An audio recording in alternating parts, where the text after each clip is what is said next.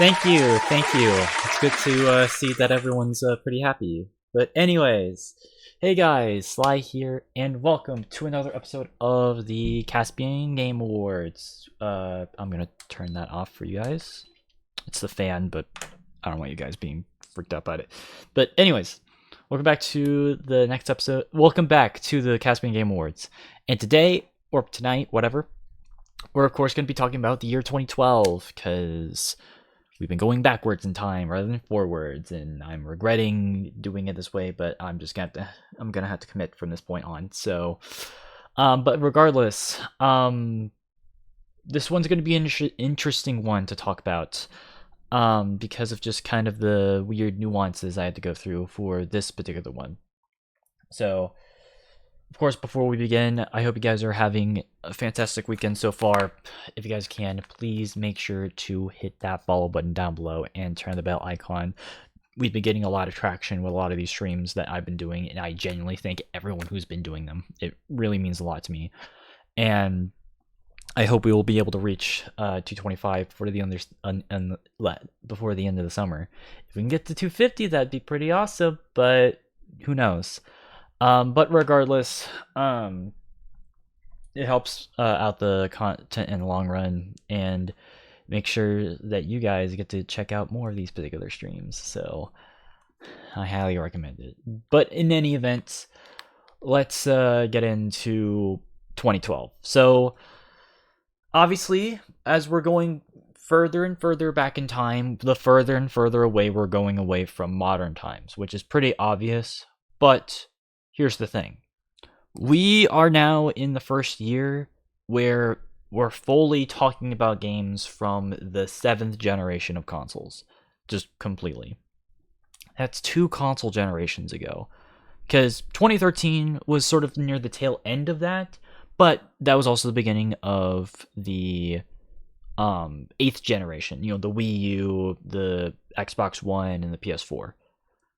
And while, yes, the Wii U eventually came out later this particular year, it didn't really do that well. So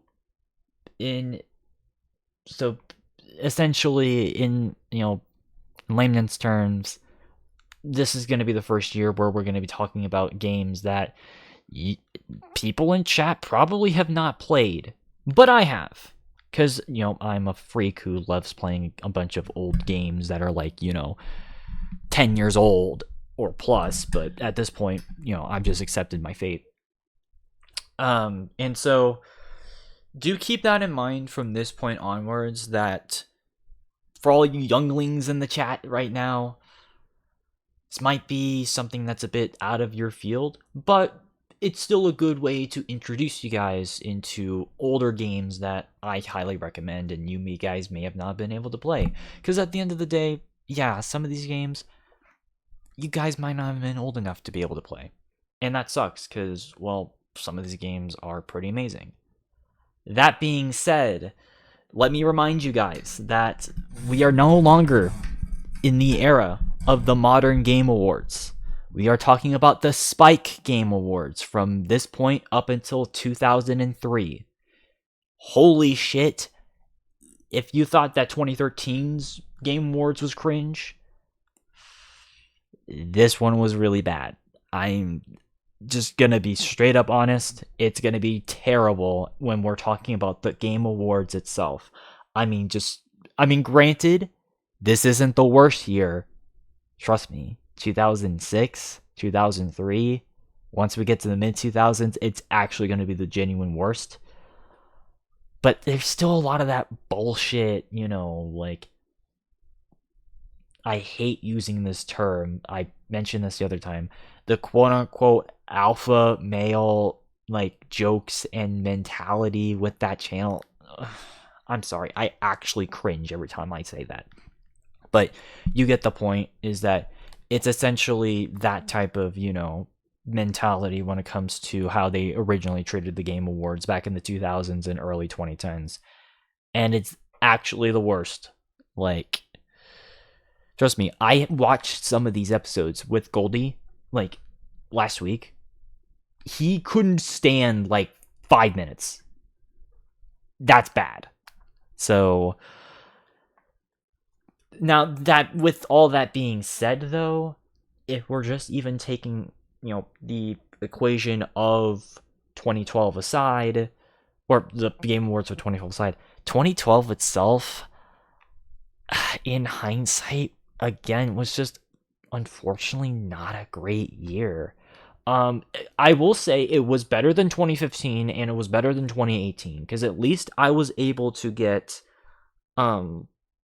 just enough stuff for everything, and I was even to confidently point out games that I know for a fact I would be nominating for my game of the years. So, because unlike with 2018 and 2015, I had no idea what games I was going to choose. With 2012, I had a bit more confidence, but that doesn't change the fact that I barely was able to get any sort of game on here. Because keep in mind that 2012 was the year where we had a lot of sequels, but those sequels are, or at least were, considered some of the absolute worst. The horror genre especially took a beating this year with Resident Evil 6, Silent Hill Downpour,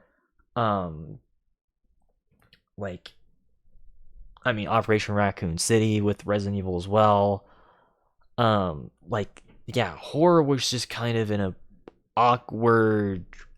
It was still kind of in that transitionary period as far as what we think of when it comes to horror games now compared to back then. So obviously there are some exceptions that I will give at least an honorable nod, but horror games are kind of out of the equation when it comes to games from 2012, unfortunately. I will say though, this year was actually, in hindsight, a really damn good year for both RPGs and shooter games. If you were a first-person / third-person shooter fan or a role-playing game fan, this is definitely your year. And I'm really excited to talk about those games once we get to them. But of course, let's go over the categories that we're going over. I'm not gonna repeat exactly what this series is for everyone who is tuning in. Basically, I go over old Game Awards ceremonies, and I pretty much put out the categories I would have chosen for the Game Awards of that respective year, and I pretty much just go with whatever picks I want. So that's essentially what the series is. But in any event, unfortunately, one category I unfortunately had to snub is, this year was a bit of a quiet year when it came to new debuting releases. So unfortunately, I do not have any picks for best game by a new studio. That is pretty unfortunate because, obviously I want to make sure that I can promote newer game studios, whether it be indie, AA or AAA. But there really wasn't much I was able to work with. Now, as far as the sports racing fighting category, I almost put it on here. This year was so close to me having it back on, but if I'm going to be honest, after kind of looking through it after a while, I wasn't particularly feeling too confident with the games that were on these nominations, so I unfortunately had to drop it. But truth be told, once we get closer into the 2000s, that category I will feel way more confident in talking about. So fret not. It is a category that at least once we get further and further away from the modern age, it will actually get more accepted. It's just one of those categories that is pretty iffy. So I hope you guys are at least forgiving on that. Of course, we got to go over the criteria as we've done before. So, of course, rule number 1, no weird cutoff points. You guys get the gist. We're not the Grammys. We don't do weird, half of the previous year before and then first half of the previous. We're not doing any of that dumb shit. Don't yell at me, yell at the Grammys. It's stupid. No. It had to have been released between January 1st and December 31st of that year. No weird cutoff dates. Rule number 2, it had to have been a game that had to have had at least a decent to good launch. Granted, this actually becomes less and less of a problem as we go through the years, because, you know, we're starting to finally get away from the era of just dog shit releases as far as, like, you know, games, like, because the only games I can think of that had like iffy releases at launch by this point would probably be like Bethesda games, and that's honestly it. So, as far as I'm concerned, yeah, no, that should be kind of a mute point, and I think once we get to 2010, I'll probably remove that as like a indicator that, like, yes, we're good to go. We don't need to worry about that anymore. Of course, rule number 3: no early access games. So no games that are in beta, alpha, or pre-alpha. And while, yes, this one's also kind of, you know, we're kind of getting away from this era, no episodic games. I hate episodic games with a passion. So no thank you on that department. As far as I know, I hear my cat. I'll deal with him in a second. I'll just go over the criteria. But anyways, as far as game of the year, it had to have been a game that was generally liked at the time, and had to have been a completely new game. No remakes or remasters allowed. And then last but not least, these are games that I'm personally interested that will be chosen, because that shit just kind of matters to me. Because, like, so if you disagree with me, that's completely fine. Just let me know, and yeah, we can have that discussion in a bit. But yeah, before we get into this, I'll take care of my cat because he's an annoying bastard, and I love him, but he is a bastard. But he knows that he's a bastard. But I'll be right back before we get into this.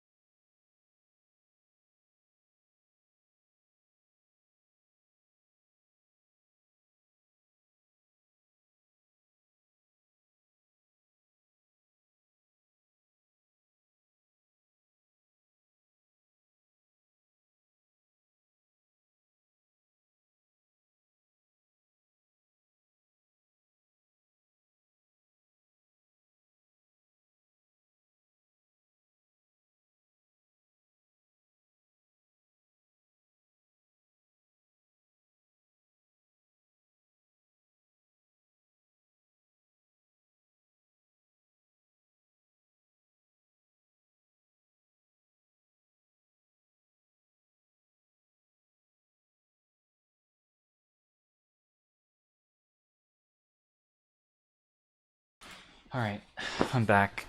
Yeah, I literally fed him like half an hour ago. I don't know why he's acting weird. I gave him water too, so.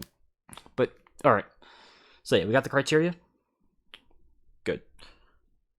Alright, so now that leads us into. Well, we're gonna have to skip the original category I wanted, but we're gonna go to action adventure games. So, again, like I said, horror games took a fucking beating this year. Like, it was not a good year to be a horror fan at all this year. Maybe one or two indie games here and there, but unfortunately those games haven't particularly aged well. I'll get to that. And as far as action adventure games are concerned, this was kind of just a rough year, I feel like, in general. Like, I don't know, there's just a lot of games within the action adventure genre just weren't particularly doing well. So, but did the Game Awards at least recognize the good ones? I mean, not a bad selection of games. So, as far as games are concerned, there's actually a couple of them that I do agree with it being on here.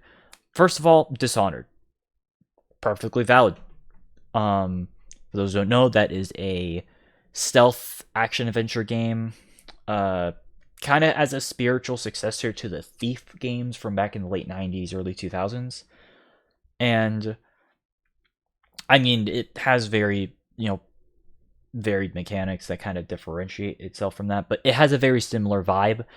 But honestly, if you ask me, I fucking fed you. What are you doing? I'm hopefully my uncle gets back here, cuz but anyways, as far as action adventure games are concerned, like stealth games, excuse me.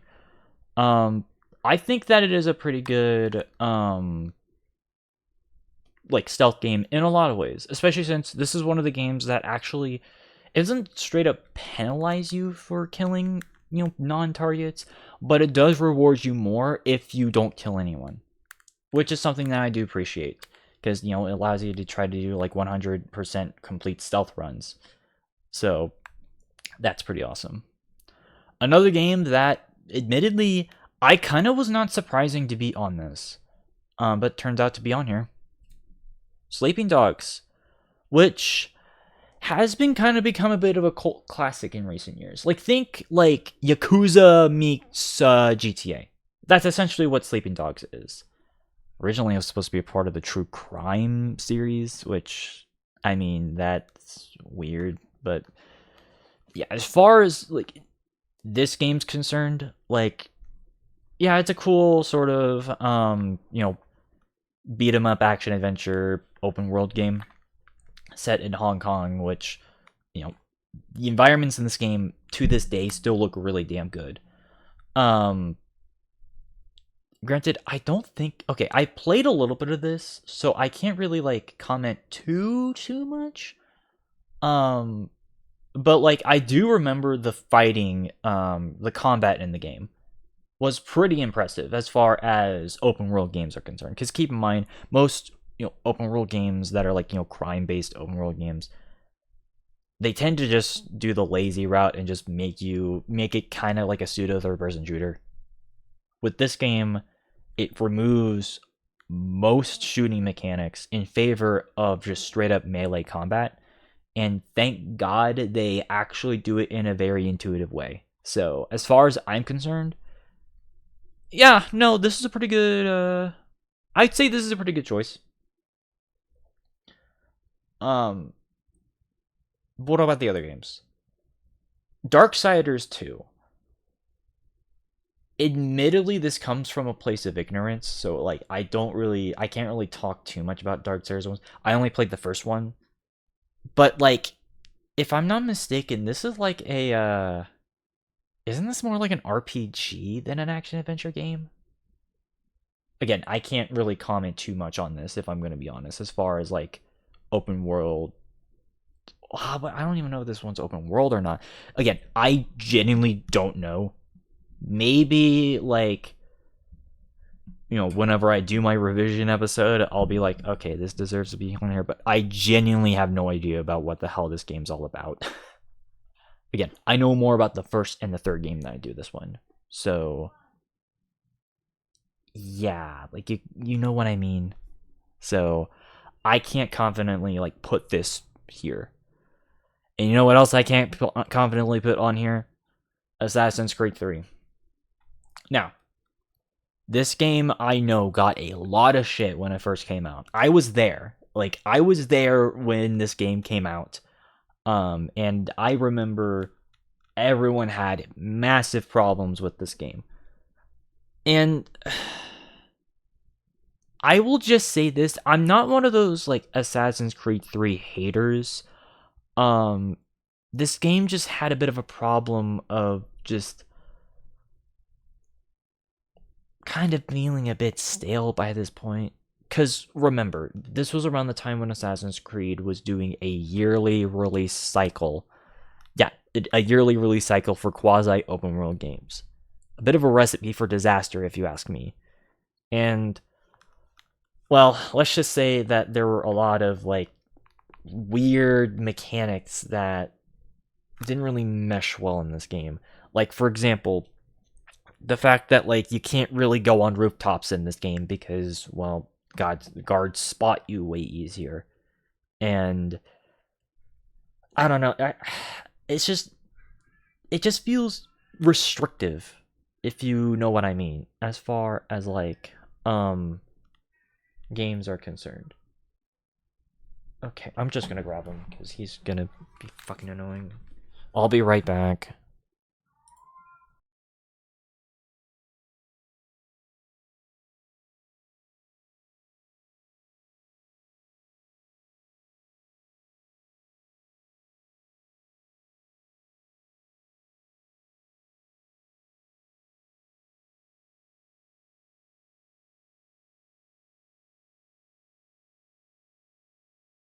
God, you are such a needy kitty, aren't you? You bastard. You just can't stop getting attention. God. Okay, oh, now you're purring. Now you're purring. Okay. Okay. You happy now? Are you happy now? Are you done interrupting the stream? Because I want to talk about how much Assassin's Creed is a bit of a mediocre game, okay? God, okay. He's a bit of a much of a character, but anyways, Assassin's Creed 3. The restrictions of you not being able to be on rooftops easily is so dumb, especially since the previous games kind of, allowed you to do that. And it also doesn't help that like this game is a bit more wilderness based, which I don't actually hate. I think that's really cool. Because you have to climb through trees in order if you want to go around places. And I think that's a really cool mechanic. I just kind of wish though that like there was more. I just wish it was a bit more like free flow, if that makes sense. Like like the flow as in like the movement between areas was a bit better. And it also doesn't help that like the story in this game sucks, especially the modern day stuff. That ending, if you guys know what the hell I'm talking about with that ending, the ending is actually really fucking stupid in this game. It wasn't just Mass Effect 3 that had terrible endings in 2012. This game was guilty of it too. And I swear to God, it was the actual worst.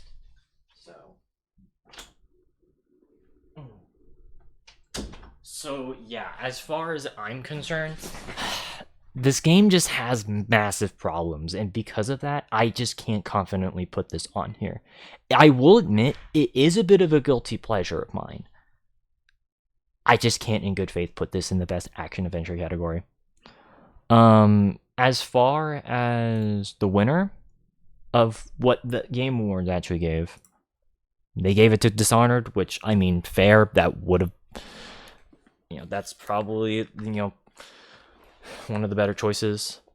But what I have chosen instead? Well, these are the games that I feel like are a bit better. So let's start with Resident Evil Revelations. Resident Evil, as I already talked about at the beginning of the stream, Resident Evil took a beating in terms of its license in this particular year. Like, it was not a great year to be a Resident Evil fan, as far as, like, the mainline games. Resident Evil 6 being still to date probably the worst mainline Resident Evil game. And also the release of Operation Raccoon City being kind of a shitty, Gears of War, kind of, not really Gears of War, but like just kind of a shitty, spin-off third-person shooter game. Didn't really help things. But there is one game that actually was decent enough, I will say, that came out this year. Resident Evil Revelations. Now, you guys are probably more familiar with the PC port of this game when it, was released on Steam or, other devices. But this actually originally came on the Nintendo 3DS. And while this is more me sort of judging it off the PC version because I don't own a 3DS, I will say that, yeah, it's definitely, I would say this is definitely one of the better, it's definitely the best Resident Evil game to come out of that year. It does have its problems. But as far as like pure survival horror games are concerned, I think this game did a good enough job to justify itself. And also, like, they didn't like pad out the game with like, repetitive bullshit. So, and being on a ship throughout a big chunk of the game is pretty tenseful because, you don't know what the hell is going to, like, you're kind of afraid that something's going to happen. Granted, I know this game's technically a prequel, but still, just kind of the unnervingness is still kind of built up in this game. And if this was called Resident Evil 6, I don't think anyone would have complained. So, but yeah. And then we've got Journey, which is a game that I don't know why they didn't. Okay, well, I know why they didn't give this game much attention because, again, look up anything about the Spike Game Awards and you'll know exactly that this is definitely not the type of game for the people who are hosting this at all. And that sucks. Granted, I will say, Journey is one of those games that, like, I think as far as, like, an art game is concerned, and just kind of its visual style, it is so beautiful. It is a beautiful game. I played it at least a couple of times for you guys, and I still stand by that. Like, this game is still, honestly, it still looks beautiful even to this day. Like, and just kind of as like a pure adventure game, yeah, it's pretty short, which is my one complaint. I feel like it should be at least double the time. But as like a short little desert adventure, it's a game I would recommend. And then last but not least, we've got ourselves Mark of the Ninja, which, holy shit, this was a game that obviously Dishonored came out this year, so naturally we would also want to see a 2D stealth game here. And boy, oh boy, I wish I was able to play this game sooner. This game is so much damn fun. And it's so impressive too as far as like 2D stealth, because like, you have like your simple, you have to avoid certain enemies throughout the game, but just like Dishonored, this game also rewards you for just not really killing anyone, just going through each area. You can still do that, but the game doesn't outright punish you unless if you get caught, because, well, this game is more about defense rather than offense. Like, you can't just go rushing in against enemies, otherwise you will just get gunned down or just beaten up. However, unlike a game like Styx, Shards of Darkness, which I played for you guys a few years ago, where it felt more cheap, this game actually feels way more strategic and way more fair, especially since this game's on a 2D plane, so it's more so you trying to figure out the best path to maneuver against, enemy guards at your disposal, like, at like pretty much like however you're able to like get through it or whatever. So yeah, as far as I'm concerned, yeah, no, this is a game that should be on a lot of people's top, stealth games lists for sure. So, and it's a damn shame that the Game Awards from back in the day didn't really recognize a game like this, especially since this game also has a very cool and unique like art style. But enough about that. Let's get into the winner, because there can only be one winner. So, of course, as always, I've got the envelope, because why not? Because I think it's funny. And let's do it. So, the award for the best action adventure game of 2012 goes to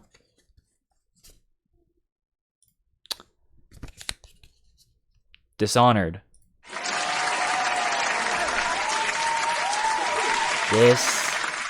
It was so close between this and Mark of the Ninja, if I'm going to be honest. Because again, I'm a sucker for stealth games. I love Sly Cooper. I love Splinter Cell. I've been getting into Metal Gear Solid. Thief, I think, is a pretty cool game, even if it's a bit too long, especially for the time frame it came out in. Like, stealth games are a genre that I wish were way more popular outside of Metal Gear Solid, of course. But even then, Rising fans kind of ruined Metal Gear. But anyways, this game has amazing, stealth mechanics, especially considering that, since this is a steampunk fantasy world, you have tons of magic options that not just like traditional stealth options. You can, you can like, phase in and out of certain, elevations quickly. You have tons of ways to dispose of enemies or even just straight up knock them out.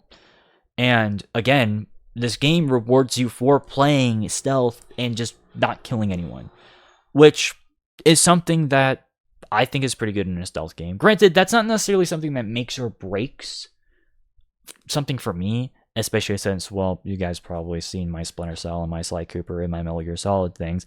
I basically just kill as many guys as I can anyways, because I just want to move on and not worry about that.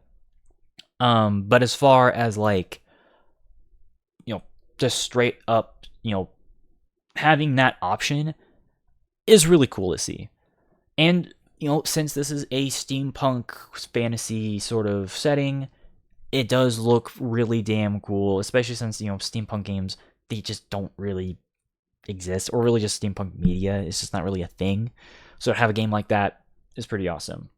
And, of course, well, this is a really good spiritual successor to Thief. This might as well be, like, Thief 4, like, if we really want to stretch it out. And then, some people, I mean, I know there was the 2014 Thief game, but not a lot of people liked that game, but that's a whole other discussion. Point is, go check out Dishonored. You will not regret it. So, alright, so the next category, role-playing games. Now, like I said, this was actually a pretty good year to be an RPG fan. Like, if you've been dying for really good role-playing games, this year got you covered. Because there were plenty of JRPGs.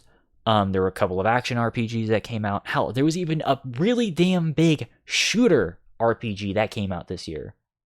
So, there were a lot of options. But did the Game Awards actually get it right this time? I mean, what do you think? What do you think?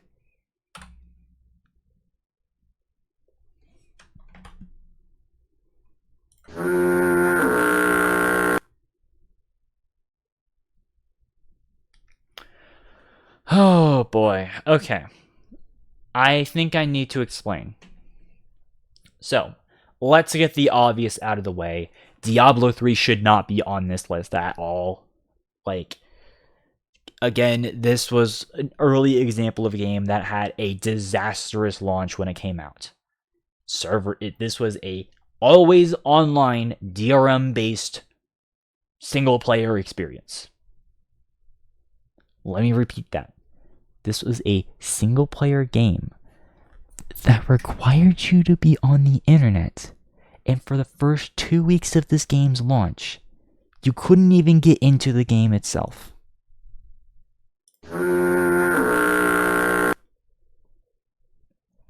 I'm sorry, but that alone is a major L. And keep in mind, this was around the time of the beginning of the downfall of Blizzard. I'd say, 2011, 2012 was sort of the beginning of this company's true downfall from grace. And well, let's just say this was one of the biggest events of that year for that company, because this game just did not work. And it doesn't help that the art direction was very confusing when you factor in what the first two Diablo games looked like. I will give Diablo 4 credit, at least with at least its art direction. At least they went back to a more demonic look. This game just straight up looks like 40K, and I'm not even exaggerating. Like literally, like this demon model literally looks like a corn demon. Like I'm surprised, like that Games Workshop didn't like pull a lawsuit up Blizzard's ass for that, which I know. Some of the games were originally supposed to be Warhammer games, but you get the point, is that, like, it's really damn close to a bloodletter, this guy is. I'm just saying, like, it's a bit too on the nose in that regard. So, that, and also, it just looked less, like, grimy, which... that's not necessarily a bad thing, because, like, you know, Torchlight is on here, and we'll get to Torchlight in a second. But, like, I don't know, man. It's just, if you want to do a Diablo game, just don't make it look like this. Like, again, as I mentioned in the previous one, Path of Exile is a better Diablo game than Diablo 3. Like, as far as its aesthetics and just sort of environments are concerned. So... But yeah, no, you get the point. This should not be on this list at all. No. What else shouldn't be on here is Xenoblade Chronicles. Not that because it's a bad game, but because it's a game that released in 2010. So as far as I'm concerned, well, okay, it released in Japan in 2010. I know it had a North American release, but again, we're not counting North American releases. We're counting official, wherever it came through debuts. So it just doesn't seem fair to have a game like this be on here. This is my opinion. And then we have Mass Effect 3, which... this one is a complicated one. Because I do think that this game is a genuinely good game. So I'm not even complaining about the fact that it's on here. It's just... this game, unfortunately, had massive problems with its ending, and even just a lot of, like, the stuff kind of, not even just the ending, just kind of the stuff in the later half of the game, for at least from what I can tell. Like, they dumbed down some of the features that were originally in Mass Effect 2, and made it feel more just shooter-like, as opposed to just a straight-up role-playing game. And while that's not necessarily a bad thing, it does kind of, come at the cost of, well, the story, as I mentioned. So, because again, that goddamn ending is so dumb. Again, I didn't even complete this game, and even I have to recognize that, yeah, no, what they did with that ending is stupid. They had to patch in multiple endings. After the fact, you never hear that. I don't think any game has ever done that, and has not done that since. Like, oh my god. Well, unless if you count us patching the security breach ending, but that's only because I didn't want to kill you-know-who. But anyways, you get the point. This is such a dumb, and I mean a really, really, really stupid, ending. And here's the thing, usually, like, stories don't really affect, like, the score too much. Like, gameplay first, story second. But if your story's this dumb, I have to give it a knock. So... and then we have Torchlight 2, which I honestly would say is probably the only acceptable option on this entire list, which is really sad. For those who don't know, Torchlight is a Diablo clone style of series that actually was made by ex-Blizzard developers who worked on the first two Diablo games. And yeah, it's cool. It's fun. It's pretty much in a similar gameplay style as to that. So if you like the way in which Diablo plays, you will more than likely like Torchlight 2 and 1, but that's a story for another day. What ended up getting the win? Well,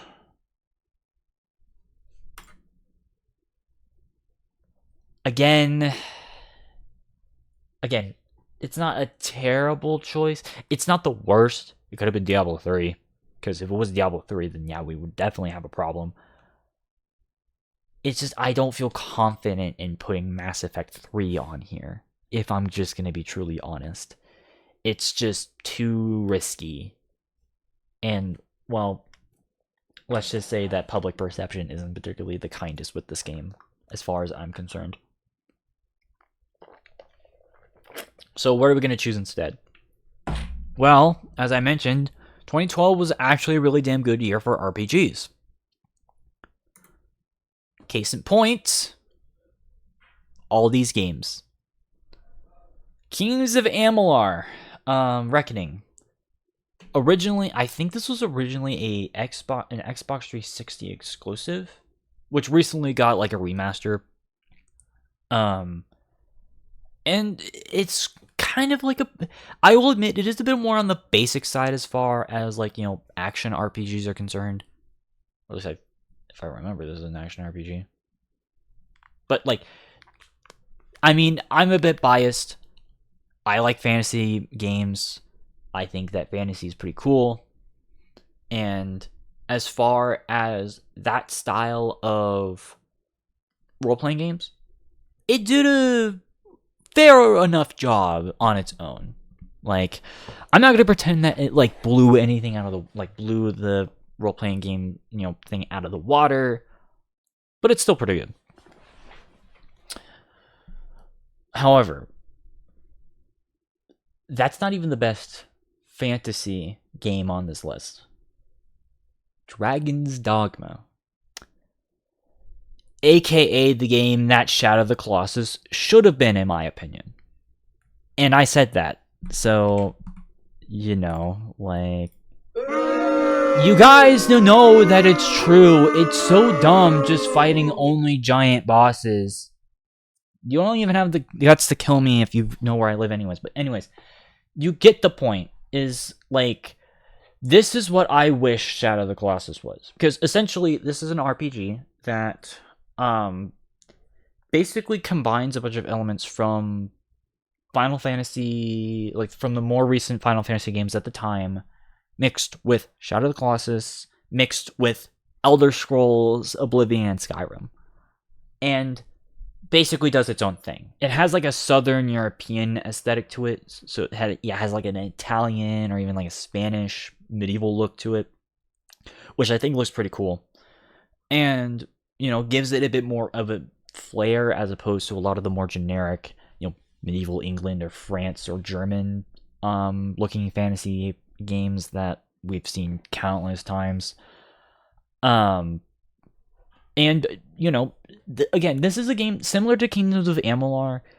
It's not a game that fully reinvents the wheel, but it does what it does. Like, it does the RPG thing really damn strong. And it also helps that, this game has tons of, content. And there was a PC re-release that came out in 2016 that fixed a lot of the issues that people had with this game. So the PC version, at least in my opinion, is the most definitive version to play this game. And this game's really damn fun, I'm just going to be frank. I wish I was able to play it for you guys, but again, my computer can't really run open world games all that much. And that sucks, because this game is pretty fun. So,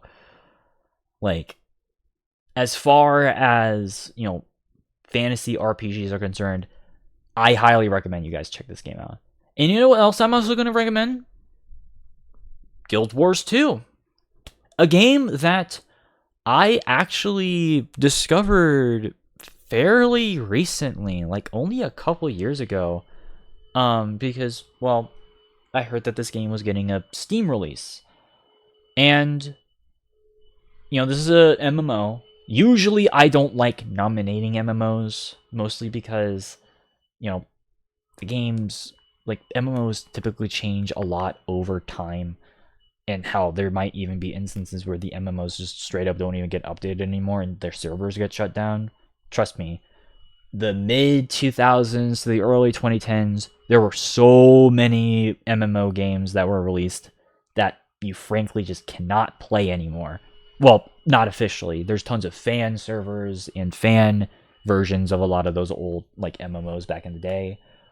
But Guild Wars 2, 12 years later, is still kicking strong. And yeah, no, this game, at least from like the experience that I had, yeah, no, it was really fun. And actually genuinely surprising that like it's a free to play game with as much content as it has, and you don't even need to pay a dime.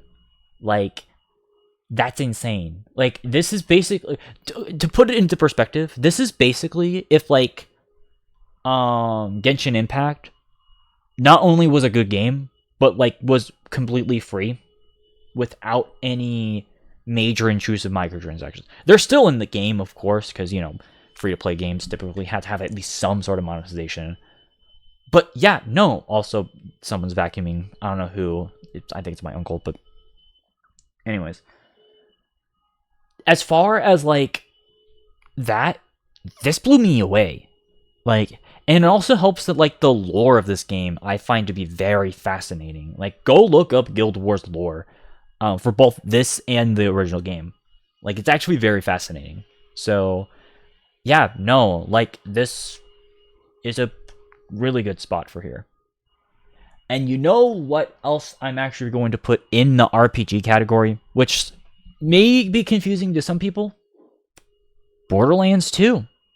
Yeah, no, this is a role-playing game, people. Like, which, that might be weird to call it because, you know, this was one of the first looter shooters, which typically I really don't like those types of games. Trust me, I'm a huge critic of, like, the Destiny games and, you know, other games like it. But with Borderlands, obviously this was the series that kind of, you know, popularized that genre and really just started it to begin with, and just went with it. Like, it has a really cool cel shaded, you know, art style, making it look like a comic book. It has personality, and there's tons and tons of quests here, and of course you've got the main villain, Handsome Jack, being a villain that like I have to respect myself, and it's just a game that is just a lot of fun to just play. Way better than the game that came after this. Well, okay, well, I guess the next subsequent games, because, you know, there was the pre-sequel and then there was Borderlands 3, but I guess I was referring to Borderlands 3, but whatever. So yeah, honestly, a game that I think definitely does deserve the respect that it gets. I will admit it's not like my favorite game ever, but it's a game I definitely do respect. And then last but not least, we've got ourselves a JRPG, Bravely Default, a game that had a North American release in 2014, but I think it makes more sense to have in 2012. It's kind of a Final Fantasy sort of JRPG. So if that piques your interest, there you go. I think it does a pretty good job in that field of just kind of being more in, like I said, the more JRPG, you know, Final Fantasy route. And it does that very solidly, especially for a 3DS game. So, but of course, let's get into the winner for the RPG category. So, damn, I keep forgetting to not put this back in there, but whatever. Anyways, here we go. So the winner for the best role-playing game of 2012 goes to Dragon's Dogma. This game is really damn cool. Sure, it had its issues when it first initially came out, but with that re-release on PC, this game is hella worth it to play. Again, it's fleshed out sort of, you know, Italian, Spanish fantasy setting, makes it stand apart from most other European fantasy-looking games. Yeah, I will admit that is something that, like, does kind of annoy me with fantasy as someone who loves fantasy games. But at least it does it in a different locale, and it makes it a bit more distinct. Also, the amount of just character customization, like customizable options for your characters, is pretty impressive, especially for a action RPG of its caliber. Like, it's pretty similar to something like Skyrim in that regard. And I have to give credit where credit is due. And of course, this game has a rewarding yet challenging quest line, because this game is not easy. I will be frank. It's not like Dark Souls hard. It's not like that, but it is certainly a challenge. And like I said, and as you can see in the box cover here, this game's boss fights are basically similar to that of the Shadow of the Colossus fights. But as I've mentioned before, this is what Shadow of the Colossus should have been, where it should have been just a straight up action adventure game where you have these side quests along the way, and these big bosses, these dragons and these these giants, these cyclops, I don't know how you do that. I don't know the plural of that, but these giant monsters should have been the big epic moment rather than the entire game.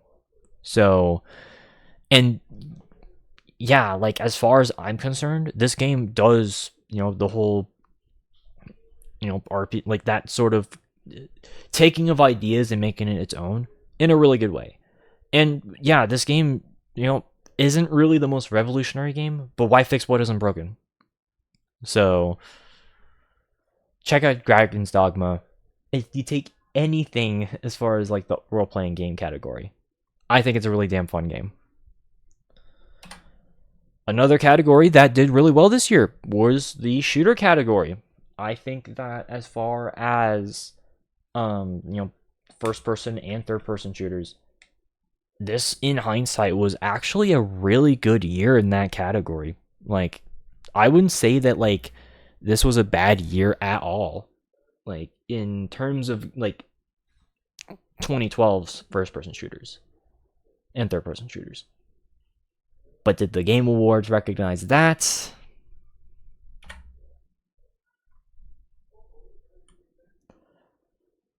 In some ways. So let's address. Okay, I feel like we have to address the elephant in the room. Halo 4 should not be on here. Halo 4 should just straight up not be on here. I know, and well, What a shame. There's gonna be some people who are gonna be pissed off with me when I say this.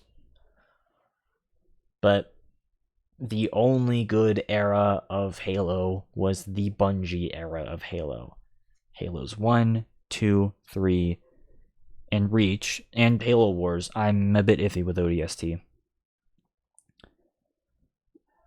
That's Halo. 343. Okay, to put this in perspective. 343 has had the Halo license longer than Bungie did whenever they first came out. And they've only released 3 games, and guess what? 2 of them sucked, and one of which had really good gameplay but terrible progression. This game is unfortunately one of the games that sucks, because the art direction. Why did you change it so drastically? It's one thing to update the look of a game. That's fine. I'm not against that at all. Because you want to make sure that it doesn't feel stale when it comes to how a game looks. But why did they decide to completely change the look of not just Master Chief, but literally every other enemy you fight in the game? The elites and the grunts and the jackals, they look completely just alien, no pun intended, compared to what they originally looked like. They don't even resemble them at all. And they had to retcon that as those being subspecies. That's how bad it got. And again, just this game's story just has a very weak plot line. And don't even get me started with the fact that they tried Call of Duty-fying the multiplayer in this, and it just doesn't work. Like,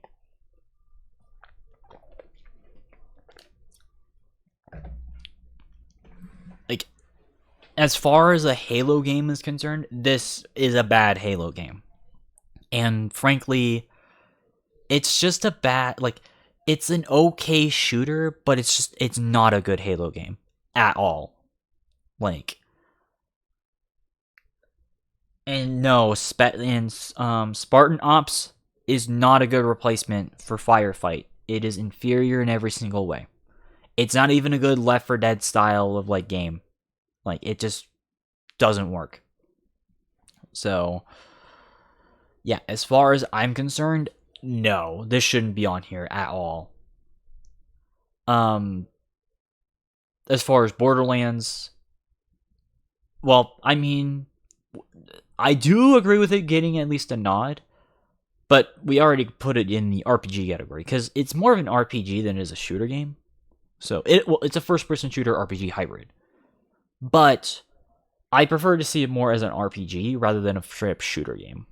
So while this game is respectable, there's other shooter games I want to give the nod to. So yeah, and then, well, we've got ourselves Max Payne 3, which this one is kind of an iffy game to talk about. It's a good game. Don't get it twisted. Like, as far as, like, you know, a solid, you know, finale to the trilogy, I'd say they did a pretty good job enough with this game. However, this game unfortunately does suffer the same problem that Sly Cooper Thieves in Time had, where most people who played this, they do like this, but the hardcore fan base really hate this game. And I mean hate this game. I will agree, the way in which they changed the look of Max himself, that's confusing as hell. I will agree with that. Like, granted, this does take place 9 years later, so there's some debate in that regard. And, you know, the fact that this doesn't take place in it doesn't take place in America, this takes place in Brazil, might be a bit weird for some people, but, like, you know, they wanted to do a bit more flavorful storytelling. That's fair.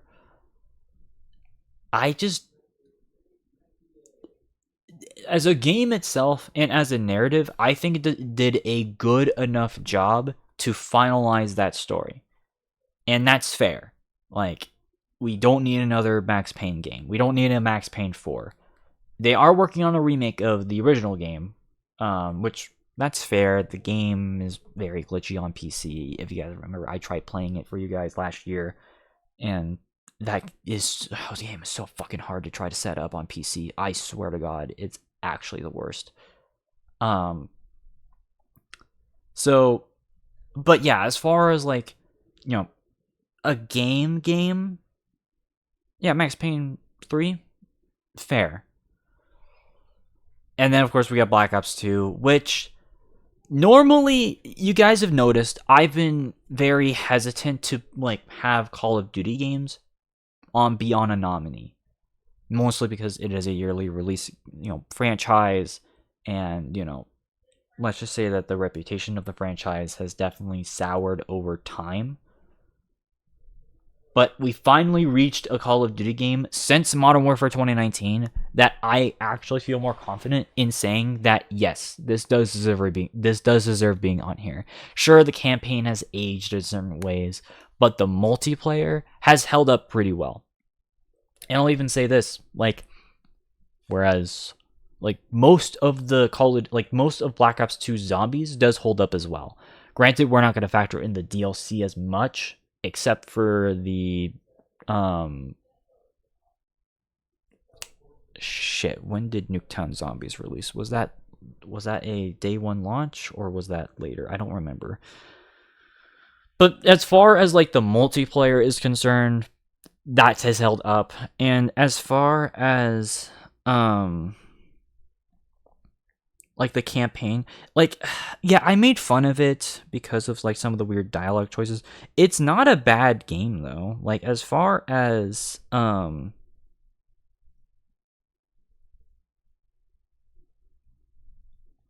yeah, like as far as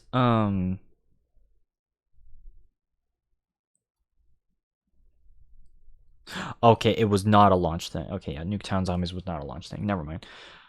We're not gonna factor that in. But yeah, as far as like a full-on package, it's pretty good. Well, except for transit. That's the Achilles heel with this game, at least when it came to its launch. Thankfully, there was Town, the survival map Town, which I think is pretty fine. But yeah, that I'd say overall, there's way more good than bad when it came to this game's launch. So I think this game is fair enough to be on here. Borderlands 2 ended up getting the win, which fair, but I want to give a shout out to a few other games that honestly made 2012 a pretty good year for shooter games. So yeah, we already talked about Max Payne 3 and we already talked about Black Ops 2. But where the fuck was Far Cry 3 on this list? What the hell? Like, it's Far Cry 3. This was the top of everyone's list. Most of everyone's list from this year. What the fuck? What the fuck, Spike? This seems like a game they will like too. That's what's more confusing. Like, yeah, no, like Far Cry 3 alone made 2012 a really damn good year because of just, you know, the open world, the like the crafting and the hunting mechanics. Like, it was a damn good game. And Voss, do you not see this man on top? And well, unfortunately, he's got Jason Brody buried underneath, but we're gonna ignore that. Voss makes this game. Come on, like what the hell? So yeah, no, massive snub from 2012. I don't care. Like, the fact that this wasn't even a nominee just showcases just how terrible the Spike Game Awards were. Holy shit. So, we're giving this a nod. We're also going to give a nod to Spec Ops The Line, which, fuck you, Steam, for removing it off of Steam, recently. Because, well, yeah, no, this game was removed. I don't remember the reason why, but the fact that you can't play this through normal means anymore is a actual crime against gaming. As far as, you know, because, okay, Spec Ops The Line is actually technically not an original game. That's something that people, I think, don't realize. It's actually a sequel. It's a sequel to an old late 90s, early 2000s, originally tactical shooter series called Spec Ops that was originally on the PlayStation 1. And this game basically, while it mostly just carries the name, it barely has anything to do with that. It does an amazing job of being kind of the anti-military shooter, if that makes sense. Like, because, you know, most games, whether you want to admit it or not, I will certainly admit it as someone who plays a lot of military shooters for you guys, they tend to kind of glorify the US military a lot. Like, and it doesn't help that, like, you know, some games were actually directly funded by, you know, the US military. Like, I remember looking at watching the credits of Modern Warfare 2 and 3, and yeah, it was funded by, like, the US Marine Corps or something like that, US Army, I think. And it's like, yeah, these games, unfortunately, whether you like it or not, are kind of can be used as propaganda machines to recruit people to join the military. If that's something you genuinely want to do, I'm not knocking anyone for that. But you're talking to someone who, that's like one of the last things I would ever want to do, which is why I just play the damn video games so that I can, you know, pretend to be it and while not actually being in the military. But you get the point, is that this game was sort of, basically just kind of a criticism of not just those types of games, but also just bringing it down and being like, yeah, no, war sucks. Like, don't glorify war. It's brutal, it's fucked up, and let's just say that the people that you may be working with may not necessarily be the best people like out there. So as far as like a third person shooter kind of going out being all ballsy in that regard, I have to give respect to Spec Ops: The Line in that regard. And as far as like a third person shooter, this game can be tons of fun. Again, it sucks that you basically either have to like, buy a physical copy of it or you have to pirate it. But regardless, this game is pretty damn good and I would recommend it. And then we've also got, well, another third person shooter, which, maybe a bit more pro war, but we played it, a couple times before. Ghost Recon Future Soldier. This, at least from what I can tell from like the old school fans, is what the old school fans consider to be the last good Ghost Recon game. And while I don't really agree with that sentiment, because I'm personally someone who does like Wildlands, I can see the appeal of this. Granted, it plays more like Gears of War than it does the older Ghost Recon games. It's a bit more fast-paced. There's cover-based shooting. And, you work with like the squad mechanics are a bit more on the simpler side. I can at least respect the game for what it was.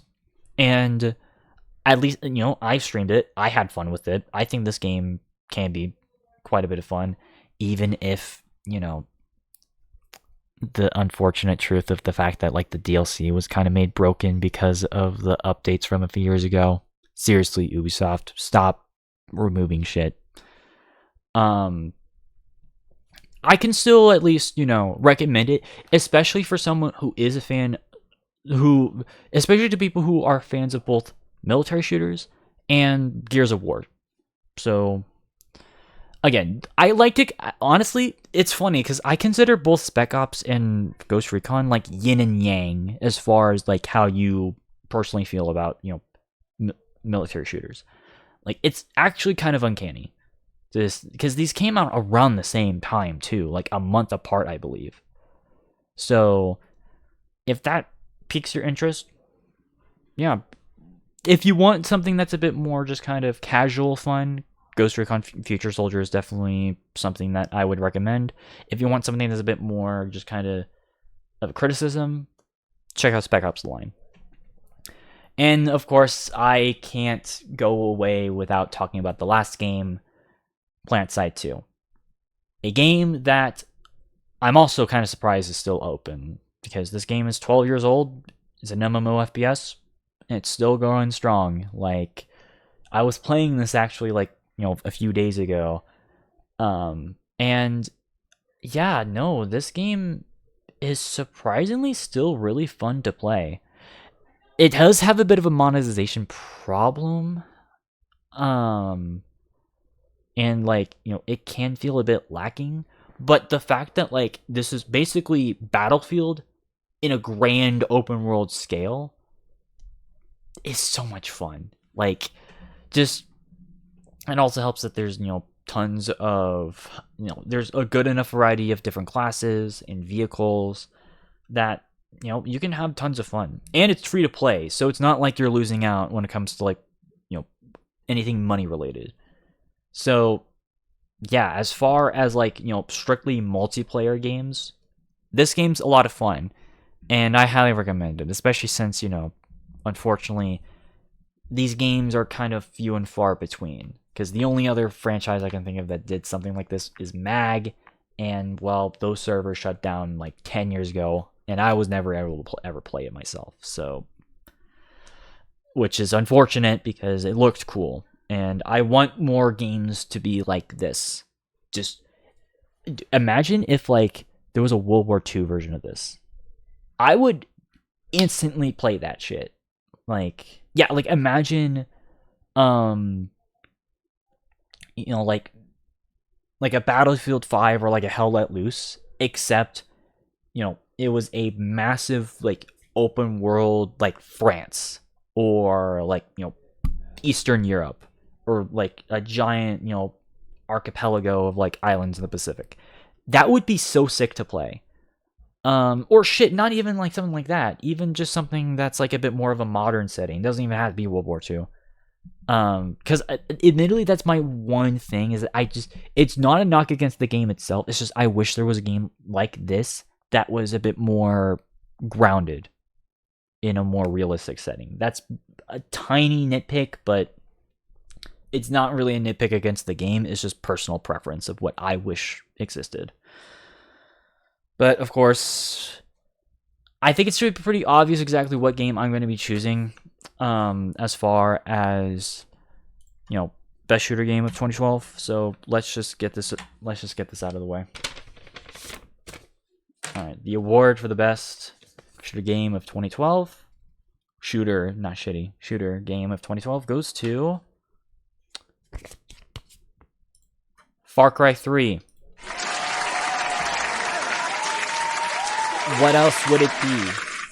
Okay, maybe BO2 is kind of close, but Far Cry 3 I think is the objective answer, and for good reason. This was a really good follow-up to Far Cry 2, which is an amazing game in its own right, but just sort of expanded upon with a lot of the hunting and crafting mechanics that were added in, the skill trees that were added in, because there's tons of things that you can actually unlock that are a bit more passive but benefit you in the long run, which is pretty good to unlock. There's a good variety of different weapons, so there's a good enough selection of assault rifles, SMGs, pistols. You've even got a few non-gun like based weapons like the bows, and stuff like that. The exploration in this game is so damn good. Like, you can probably explore these islands for like hours upon like hours, because of just the amount of locations that they're in here, like the different caves and the temples and the World War II bunkers. Like, there's so much to just explore in these islands. And of course, you've got the different outposts that you can take out. And did I forget to mention that literally Voss is like, he steals the show in this game? Like, again, Voss has become such an iconic villain. And he's not even, okay, not really a spoiler. It's kind of somewhat established at the beginning. He's not even the main antagonist of the game. He's a secondary antagonist, which is insane. Like, the lackey steals the show so damn much that he outshines the main villain of the game. So, but yeah, as far as I'm concerned, this is definitely the best game as far as shooter games are when it comes to 2012. And I highly recommend it. But there is unfortunately one Achilles heel. Ubisoft, don't tie your fucking DLC to servers, because there's unfortunately some DLC packs that are unfortunately kind of hard to get into because of the stupid way in which Ubisoft locked the content. Just don't fucking do that shit, Ubisoft. That pisses me off. Thankfully, you can get all the shit that you want and play the co-op mode and the multiplayer through the PC Gaming Wiki. Check that website out. It's a godsend when it comes to, figuring a lot of that bullshit out. But in any event, I think this is still, besides that unfortunate thing in hindsight, I still recommend Far Cry 3 for you guys. But now let's get into the sim strategy genre. Now, again, this was not a category that the Game Awards from 2012 chose, because unfortunately, as I mentioned in our last episode, it's just unfortunately seen as a bit of a nerdy genre, sim and strategy games.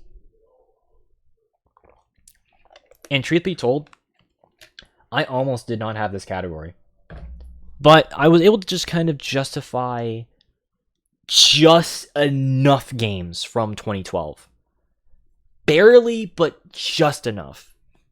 Because truth be told, this was a pretty bad year for strategy games and simulation games as a whole. They were just non-existent in 2012. Like, if I'm going to be honest, I was almost about to replace this with like the racing fighting sports category. Like, I was so close. But admittedly, I started feeling less confident with that category. And I had to scramble to just get just enough from this category. And it should be pretty obvious once you see the list which one's going to win, but I'm still going to talk about all these games regardless. So, but yeah, like only 4 games. And even then, I'm stretching the definition with 2 of these games. That should tell you how bad of a year this was for simulation and strategy games as a whole. But what did I end up choosing?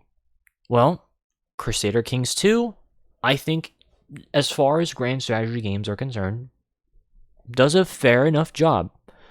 I mean, yeah, obviously this is a Paradox game, and because the game is way more reliant on DLC, that can be a bit of a problem for some people. But as far as just kind of a general playability game, like as far as like, you know, getting into grand strategy games, especially since this one takes place in the Middle Ages, I can give it a bit of a comfortable recommendation for you guys. So I feel a bit confident when it comes to this game in particular. If you like a lot of like, you know, dynasty management, as well as just overall, you know, expansionist, like expanding your empire, or just kind of do like a bit more of like a loose sandbox sort of strategy game, Crusader Kings is definitely up your alley. And then we have Fire Emblem Awakening, which, again, this was a game that came out in America in 2013, but it actually had a Japanese release in 2012, thus we're going to have it here. And truth be told, this technically is both a strategy and an RPG game. So this would have qualified for the RPG category as well, which, again, really does prove how damn of a good year that 2012 was for role-playing games.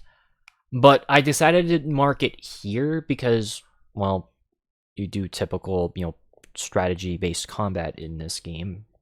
So as far as I was concerned, I stretched my definition just enough so I can have it here. But truth be told, at least from what I can tell from the Fire Emblem fanbase, this is actually one of the best Fire Emblem games ever made. So if you want a bit more of a modernized take on, you know, Fire Emblem as a franchise, this is definitely your go-to game. So yeah, like as far as that's concerned, there you go. And then, well, we got XCOM Enemy Unknown, which was a return to form for a franchise that was unfortunately almost ceased to exist in the early 2000s. Because, well, let's just say that a slew of decisions and, you know, huge licensing issues almost resulted in this franchise's death. But thankfully, a little company known as Firaxis, known for making certain games about civilizations, picked up the slack and made this glorious comeback for this franchise. XCOM Enemy Unknown is a really damn good game, and I highly recommend it if you guys like more turn-based tactical strategy games. Like, I mean, I gave a ton of praise to its sequel, but this game is still really good in its own right, and I highly recommend it. And then, well, we've got Forza Horizon, which is stretching the definition of a simulation game, I know, but what are you going to do? Regardless, a lot of people do consider this to be one of the best Forza games, regardless. Definitely one of the better Horizon games, at least from what I can tell. And as far as a racing game is concerned, the concept's pretty cool because it's essentially like an open world racing game, which, you know, wasn't really thought about up until this point. And so as far as I'm concerned, yeah, Forza Horizon is a very fair pick if you want to give a nod to a racing game from this, era, especially considering that like this was kind of the waning years of racing games as a whole. So this one's a fair pick, but of course there can only be one winner. It should be pretty obvious what's going to win, but I'm still going to do the ceremony anyways because I think it's funny. So the best sim strategy game of 2012 goes to XCOM Enemy Unknown. It should be so obvious. Again, I respect Fire Emblem and I respect Forza and Crusader Kings. But like this is the game that like in my mind makes the most sense. This was a return to form for this franchise, especially since, like I said, it was in a bit of a dire straits by this point. It really needed that, injection of adrenaline that it needed. Because let's just say that, like, what people wanted to do with this IP was really dumb. There was a third-person shooter that was made in 2001 that really wasn't all that good. And for a good decade, there was another company that was trying to make a first-person shooter out of it. And let's just say that the XCOM fan base was not a fan of that at all. That project eventually became the Bureau XCOM Declassified. And, well, that game wasn't very good either. So to see a proper real-time tactics strategy game be released, especially in a very dire year for strategy games in general. 2012 was a terrible year for strategy games. There was barely anything that was being made. So, like, to see, this game pick up the slack. Like, to put this in perspective, this game was like the Elden Ring for strategy games when it first came out. Because, well, if you guys remember in our 2022 video, Elden Ring stood out specifically because unfortunately a lot of RPGs from 2022 just straight up weren't good. Same thing with The Witcher 3. So as far as I'm concerned, yeah, no, this is a really damn good choice. So, but yeah, no, XCOM Enemy Unknown, fantastic game, and I highly recommend it. Of course, we got to talk about multiplayer, right? We got to talk about, playing with and against other people, right? So as far as we're concerned, this should be a pretty good category for the Game Awards, right?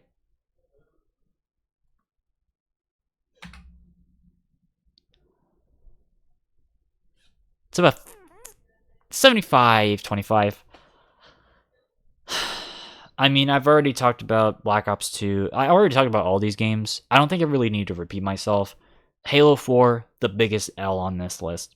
By far. Absolutely should not be on here. I don't think I need to repeat myself. But Guild Wars 2, fair choice. It's a really fun MMO. And yeah, as far as RPGs are concerned, valid. Black Ops 2, as far as its multiplayer is concerned, pretty valid. Like, dare I say, it's probably one of the more balanced Call of Duty games, roughly speaking. And so, like, that's a big win for me. And then, of course, Borderlands 2 with its cooperative mode. Playing co-op in Borderlands 2 was actually pretty fun. I actually remember playing cooperatively with some people that were friends of the channel, not so much anymore, but I don't want to get into that. But as far as a good experience, yes, Borderlands 2 offers that. So it should not surprise you that it won for that category. But what about some other games? Because Borderlands, admittedly, is a game that I feel like I respect more than, like, I genuinely like. So, but it's still a good game to warrant being on, a recommendation. Same thing with Guild Wars, same thing with Black Ops 2. What if I told you that a medieval hack and slash was able to actually win me over? Say hello to Chivalry Medieval Warfare. This is a pretty damn fun game. I think this originally started as a mod for Unreal Tournament, if I'm not mistaken. And so yeah, it runs on Unreal. Yeah, it runs on the Unreal Engine. Made by a smaller team. And yes, this is the original game in which Chivalry 2 is the sequel of, for people who are probably wondering. Yeah, Torn Banner Studios. So, yeah, and they're working on Chivalry. Yeah, they worked on Chivalry 2 as well, which I think is a pretty fun game in its own right. And as far as, a medieval multiplayer hack and slash, this game is actually a lot of fun. Granted, this game isn't like For Honor, in which it's more of it takes a lot of Dark Souls-like mechanics as far as the combat's concerned. This one is more of a typical hack and slash, but in first person. With some light shooting mechanics with the bows and the crossbows. But I don't really count that as FPS, if you know what I mean. But yeah, no, this game I do think is tons of fun. And yeah, it may not be the most populated game nowadays. Thankfully, this game has bots, so if that's a bit of a problem, well, you at least have that to rely on. And yeah, no, this game just offers a lot of it just offers a fun experience if you want something that's a bit more unique compared to the thousands of first-person shooters that are around. If you get tired of that, this is definitely a fresh, breath of a breath of fresh air. There you go. And of course, PlanetSide 2, already mentioned. I think this game is fantastic as far as an open world MMO FPS is concerned. This game is so much fun. You will die a lot in this game though, but that's fine because, at the end of the day, it makes sense because, there's so much action going on in the game itself that it doesn't actually really matter if you're dying a lot or not. So, yeah, PlanetSide 2, really fun. Let's go over the winner. So the winner for the best multiplayer game of 2012 goes to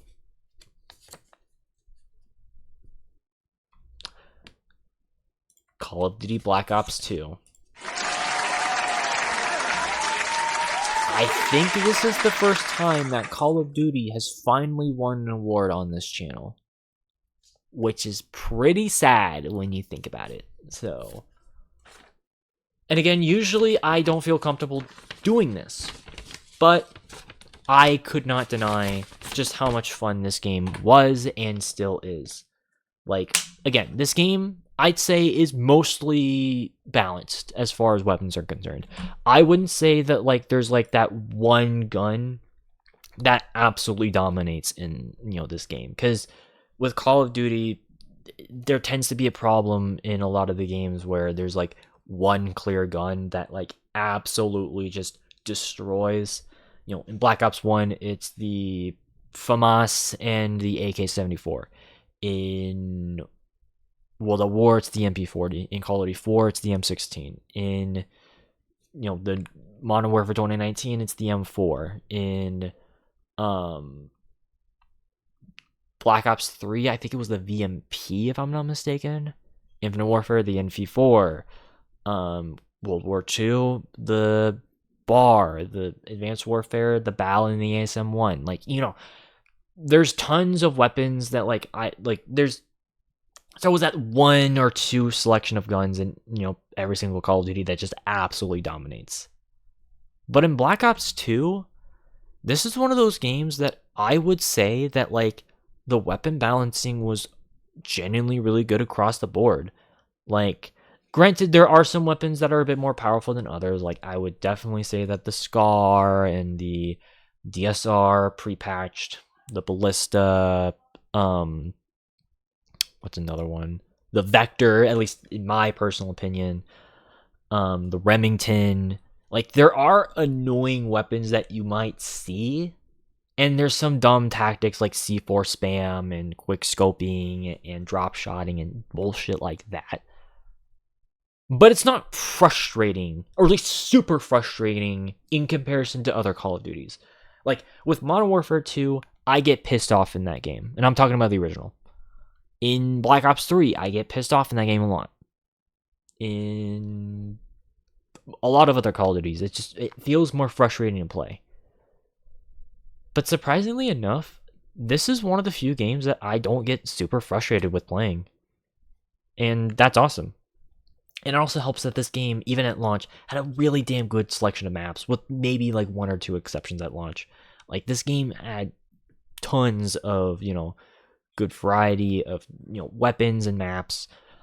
Tons of like kill/score streaks, which they changed the kill streaks to score streaks in this game, which you can debate on whether that was a good or bad decision, but regardless, it at least allows you to be able to play the game without worrying about just only getting kills. You can actually play the objective while being rewarded for it. And just the fact that there's tons of like kill streaks in the game. I honestly think this game has the most kill streaks in any Call of Duty. I could be mistaken about that, but like I don't remember Call of Duty having any more kill streaks than this game. Correct me if I'm wrong. And of course, this was the game that introduced the Pick 10 system, which allowed for way more open customization than the original, class-based system that they had in the original games, like in the pretty much all the games before this. This allowed you to be able to play with whatever play style you wanted. If you wanted to do a full melee build, you could. If you wanted to do a pure stealth based build, you could as well. And it was balanced around that. So if you wanted to have 6 perks, that's good, but you would only be able to have like a pistol with it. Or if you wanted to, focus on your attachments, maybe you'd have to sacrifice your grenades. Like, it adds a lot of versatility and balancing with the game itself. And I think it worked in spades in this game in particular.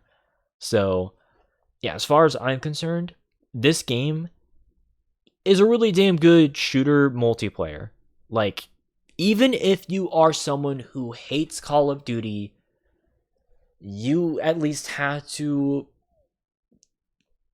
You can't deny that this game really was impactful. And in a lot of people's opinion, this was the last truly good Call of Duty game. So, that's at least worth something. Alright, best DLC/expansions. So, this one's a bit more of a subjective one, I feel like. Because, this was around the time when DLCs were becoming super common. How the season pass was becoming a bit of a infestation in games around this time. And while there's certainly some DLC that worked better than others around that time, I feel like this was definitely when DLCs were becoming way smaller in scope. Like, you didn't have like your full-on, expansion packs as often anymore. Which is a damn shame, because I'm someone who really likes expansion packs. Like, I like being able to have tons of just content at once. And while there were some games at the time that were still doing that, like The Sims 3, not a lot of games were kind of doing big expansion packs anymore, and that sucks. As far as what the Game Awards themselves chose, because they did do this, it's a bit of a bizarre one for sure. Like, it was a bizarre choice of DLC. So I'm just gonna put this out here. You guys have probably noticed that I have not chosen any DLC for games that released the same year. Why? Because I feel like, A, that wouldn't necessarily be fair to other games that had DLC released that year, but those games came out before. But also, it's like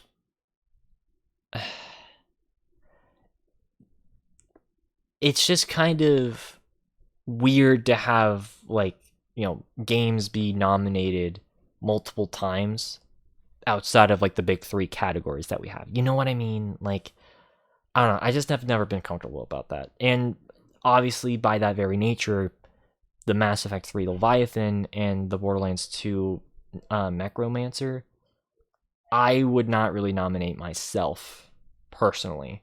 That, and also, I think this only adds in like one thing, like the Necromancer like DLC, which in that case, fuck no, there's better DLC that adds in way more content. So yeah, like as far as I'm concerned, I just feel like if I want to do DLC, I want to do it for games that already existed beforehand. So yeah, which then leads us to the Portal 2 perpetual testing initiative. Okay, this was an update, to be fair, but like, does this really count as full DLC?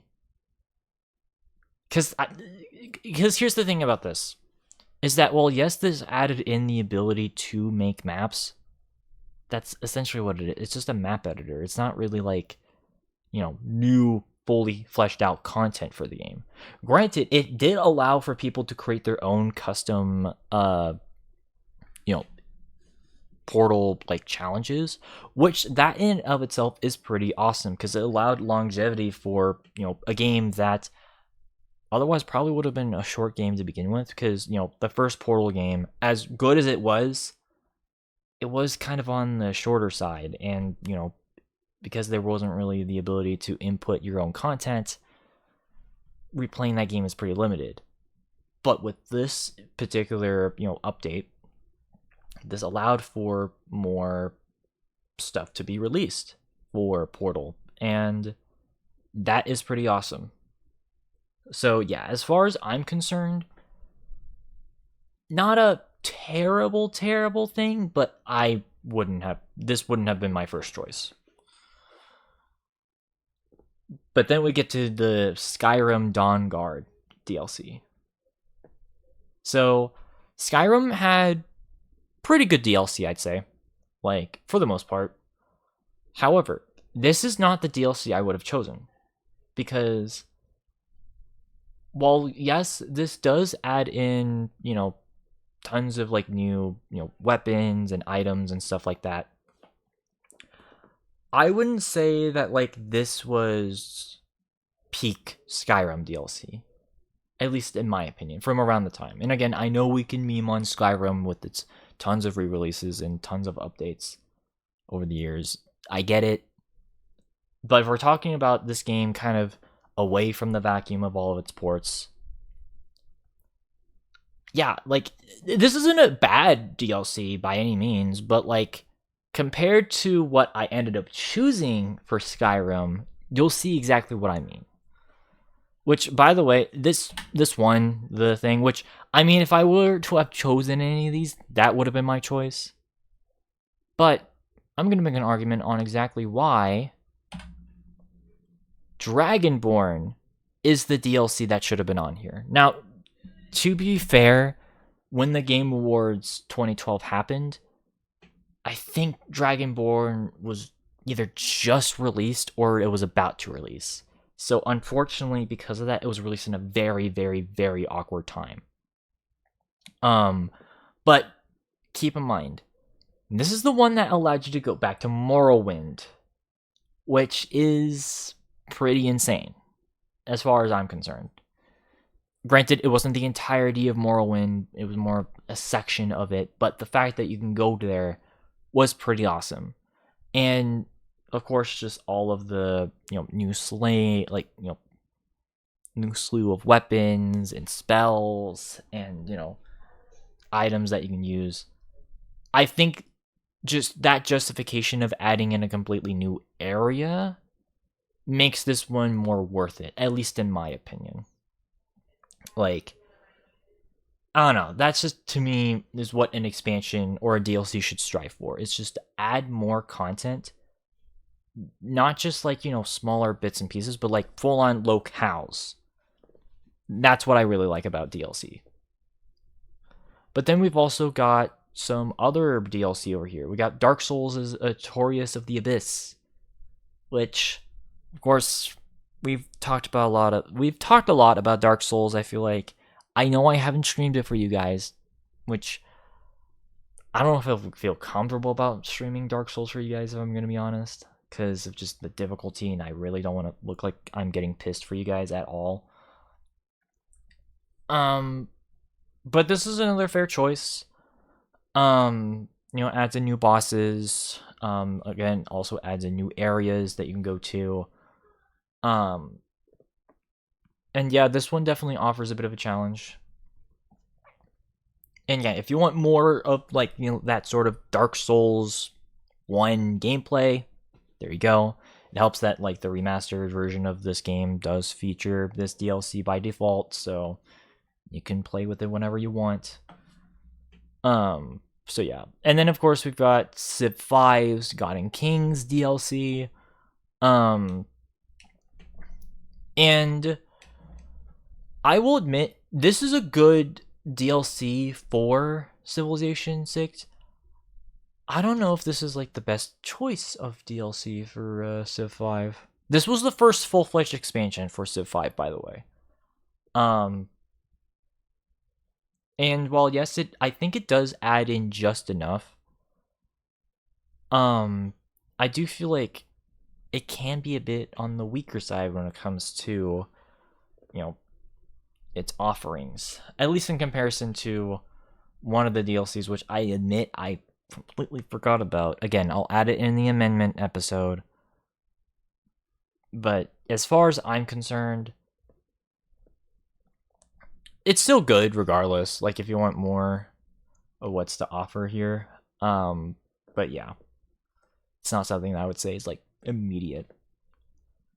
And then of course we've got Total War Shogun 2's Fall of the Samurai, which obviously expands on the already amazing Shogun 2 by taking a new campaign and setting it, several hundred years after the events of the base campaign, being set during the Meiji Restoration period, or at least kind of near the beginning of that era, where you get direct involvement with the US and the UK, sort of trying to industrialize and trade with Japan, whether they like it or not, and sort of the impacts of that sort of tension between pro-industrialists and anti-industrialists in Japan. And just the expansion of gunpowder weapon and technology in this expansion, I think, works better than it did with games like Empire and Napoleon Total Wars. So, and it also is weird to say, because this I think is the most modern a Total War game has gotten. If we're not counting mods, by the way. I think this is, because this takes place in the 1860s and 70s, right? So yeah, that's as close as you can get. And yeah, this campaign has tons of fun. Even if they do end up reusing some of the same assets of the base campaign map, it adds in tons of content that it's worth it. But let's get into the winner. So, the best DLC of 2012 goes to Total War Shogun 2's Fall of the Samurai. And yes, this is a DLC. This is not a separate game. This isn't like Far Cry Blood Dragon, where they always had it released as a standalone. This originally, you had to get Shogun 2 itself in order to play this. Since then, they made it standalone. but I'll get to that in a second. But as far as like expanding content, this is how you do it, because it just expands on like the gun and the ship rosters for playing all these factions in Japan. Because admittedly, that is the one thing I will have to criticize Shogun 2 for, is that a lot of the factions felt very much the same because they used a lot of the same units, maybe with like slightly different like buffs and debuffs depending on like the faction, but ultimately they just kind of felt the same. With Fall of the Samurai, they actually fixed that by sort of making it into more faction categories, where you've got, like I said, the more industrialized factions, and then you have the anti-industrialist factions, or basically the pro-shogunate and then the anti-shogunate factions. So that's kind of what it boils down to. And they play, well, yes, there's still some homogenization, they still have enough differences to where they can actually feel unique to play as, and that's awesome.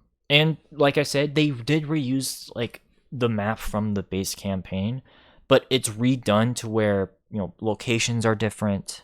The actual look of the map is different as well, to kind of update it with the times. And yeah, it's just, I think, more balanced around the way in which it plays, as opposed to it being played during like feudal Japan. So that's pretty cool. And of course, the faction mechanics, I think, are a bit more well paced out and balanced.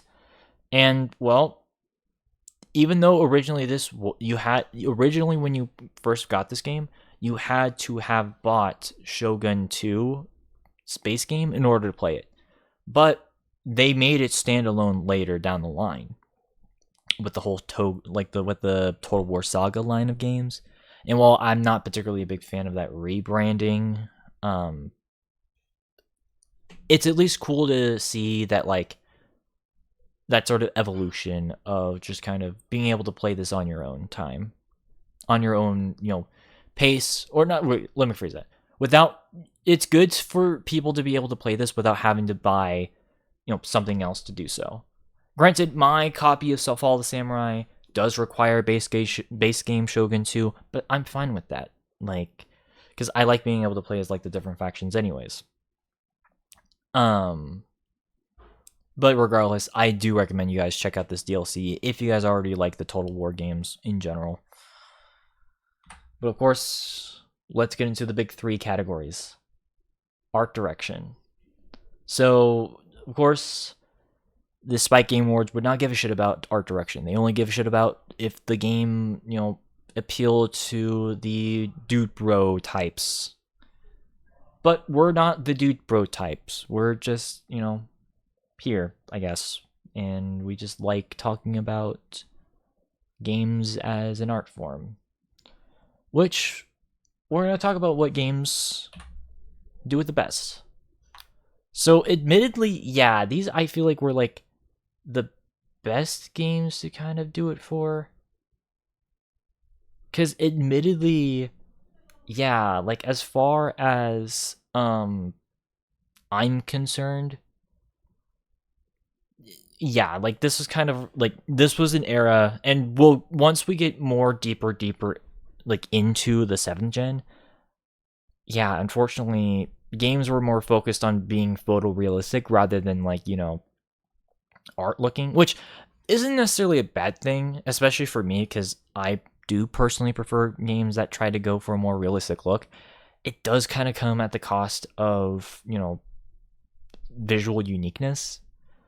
But I ultimately ended up choosing all of these games to kind of represent that sort of aspect.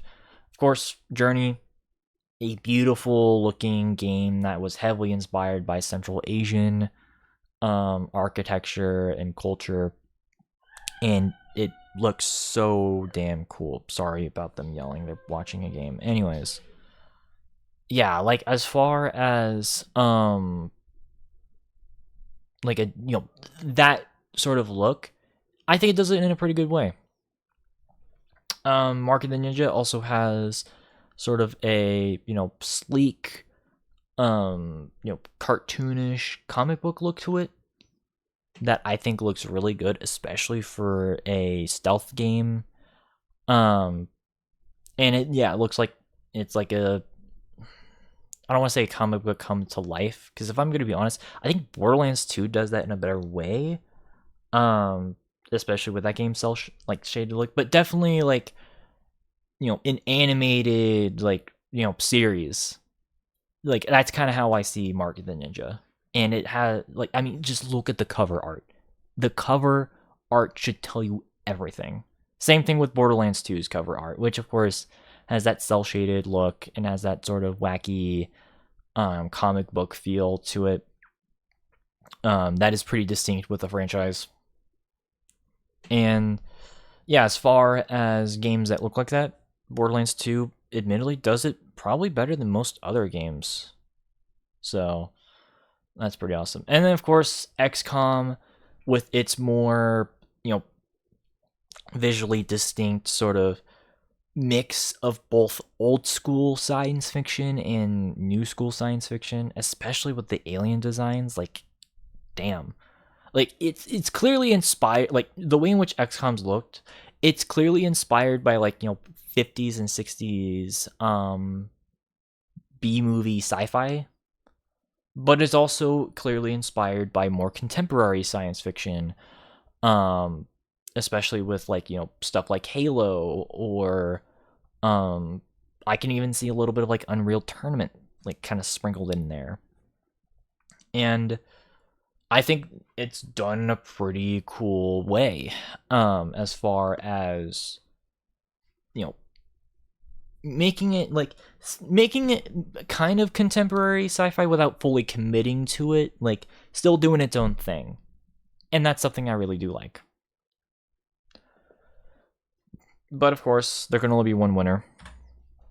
And admittedly, this could flip-flop, because this is the most subjective thing on this entire, stream. But of course, there can only be one winner. So, and if you disagree with me, this one's admittedly understandable. But this is coming from someone who does prefer more of a specific style. But anyways, let's get over this. The winner for the best art direction of 2012 goes to XCOM Enemy Unknown.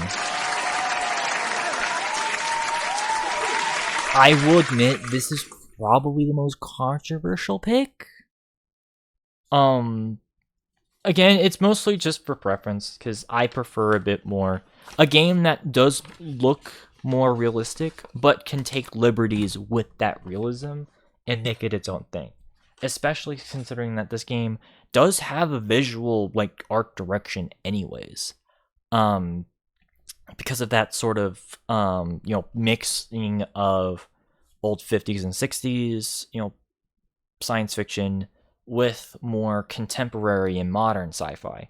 I think it does a very good blending of the two styles to where, it doesn't feel like it's clashing. And it honestly does kind of feel like a perfect evolution of the original look of XCOM, because, the older games definitely had a 50s, 60s B movie look. This just kind of fast forwards that a bit into the future. And by the way, before anyone says, no, this is technically not a remake of the first game. I know Wikipedia says it is, but it's really not. If it was a remake, then it would have it would have taken place in the 90s. But this game takes place in 2015 and 2016. It's not a remake. It's a reboot. So, but yeah, as far as rebooting a franchise, this is the perfect way in which they could have done it. So, and this game can be fucking creepy at points. Holy shit. I wouldn't really call this a horror game, but it definitely has some creepy ass horror elements in it. So, it may not look like that with the way which the cover art portrays this, but trust me, this game can get creepy. And that's pretty awesome in that regard. All right. Best narrative. So the best story of a game. Again, this is another category that, the Game Awards just did not give a shit about, because again, this is the Game Awards by Spike. So naturally they're going to be, not focusing on that and focusing on the gameplay. But let's still choose some games that I think have a good enough story. I ended up choosing 5 games: Dragon's Dogma, Max Payne 3, Spec Ops: The Line, Borderlands 2, and Far Cry 3. I will admit, Borderlands and Far Cry are mostly they're mostly carried because of their respective villains. Handsome Jack and Voss have proven themselves to be fantastic villains that showcase just how fucked up, but compelling you can make a villain. Again, Handsome Jack and just sort of his fall to villainy obviously was explained in both the pre-sequel and Tales from the Borderlands. And while, yes, that helps flesh him out, even just with this game alone, you can still just kind of appreciate him as a character. And just the fact that, you just can't wait until you just, he does that in a good way. He's not he's an asshole, but he's an endearing, fucked up asshole, Same thing with Voss. Well, okay, minus the endearing part, but just, the charisma that Voss has just echoes in the screen, off the screen, with Far Cry 3. And yeah, as far as I'm concerned, again, he's not even the main villain. He outshines the main villain. And even just kind of besides both of those games having fantastic villains, they have very compelling side characters they can check out. You have, in Borderlands 2, you have, characters like Lilith and Claptrap and Tiny Tina. And in Far Cry 3, you have Herc, and you have Willis, and you have obviously all of Jason Brody. You have Jason Brody and his crew. And as far as making those respective shooter games fleshed out characters, yeah, they do it in a really damn good way. And then you have Spec Ops: The Line, which, again, as I mentioned before, was more of an anti-military shooter, where it was a heavy criticism on just kind of the state of just military-industrial complex and just sort of showcasing how fucked up war can be. Granted, in a more fictionalized way, because this game takes place in an abandoned Dubai. But as far as just kind of being a criticism of just a lot of first-person shooter or just shooter games, glorifying war, this game is the perfect response to that. And again, that's coming from someone who is guilty of liking military shooters. I've played the Call of Duties, I've played the Rainbow Sixes, I played the Ghost Recons, I played the Battlefields for you guys. I played the Insurgencies. It's a genre that, I will admit, but even I have to be yeah, no, a lot of these, at least story-wise, are just propaganda. So to have a game just be no, that's not how it is respectable in a lot of ways. And of course, we have Max Payne 3, which, whether you like it or not, this was probably one of the better ways they could have ended Max Payne's storyline. And just kind of finally conclude something that people were asking for a good 9 years. And as far as I'm concerned, they're not gonna go away from this ending. It's set in stone. It's been 12 years. So, but even just kind of taking that at face value, yeah, it does have some problems. Like, there's some things that are iffy, but overall, I would still say that like Max Payne 3 is still a respectable enough story that like I would give it a nod. And then last but not least, we got Dragon's Dogma, which is more so just kind of, admittedly is a bit more typical fantasy storyline here. Purging the great evils of stuff, but your crew kind of do help carry the story. It's kind of like Dragon Age in that regard, where a lot of the characters that you're with do kind of help, make the journey more enjoyable, and you get to learn about them. And whenever certain characters die, yeah, it gets to you. It's more of that typical RPG companion based storyline that kind of grips you. So, and there's a reason why RPG games do that a lot. It's been a thing. It's been a common way in which RPGs kind of tell their story since the Final Fantasy days, like the early Final Fantasy days. So, if that sort of like companionship, overcoming like demonic odds storyline appeals to you, that's fair. There can only be one winner though, and well, it's a pretty tough one, but I ended up choosing a winner for this. Surprising, because obviously I've got the slideshow, but let's go over the winner. So the award for the best narrative of 2012 goes to Far Cry 3. I mean, it was either going to be this or Borderlands 2, but I like Far Cry 3 better, so we're going to choose that. Again, this game has a very compelling sort of survival narrative. Just kind of, it's a typical, fighting against like impossible odds storyline that we've seen plenty of times, but done in a way that like is actually ingenious when you think about it. Because when you first see Jason Brody and you first see like his friends, they seem like the typical frat douchebag type of thing, something that you really don't want to be around. But as you go through the game, they shed that sort of image in the face of the danger that they have to go through.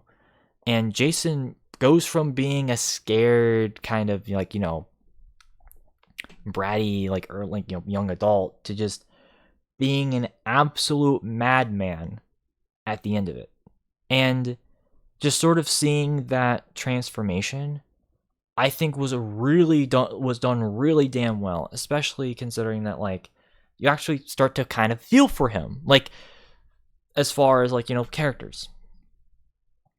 And as I mentioned before, of course, there's tons of like there's several fun side characters that you can interact with. Herc being one of them. Willis, fucking CIA guy, is another funny guy to like encounter. The druggy guy, like I forgot his name, but like he's like the don't touch the green one, don't touch the red ones, they're poisonous or something. It's just I don't know, it's just stoned, like people who are just stoned are just funny to me, but like in video games, of course.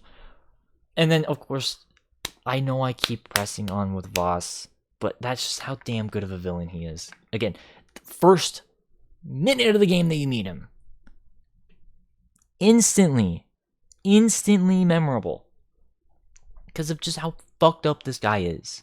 Like, and again, just like with Handsome Jack, you just can't wait until you can get to him.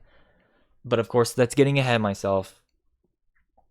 And like I said, as far as I'm concerned, yeah, no, Far Cry 3, worthy narrative. Check it out for yourselves. But is it good enough for Game of the Year?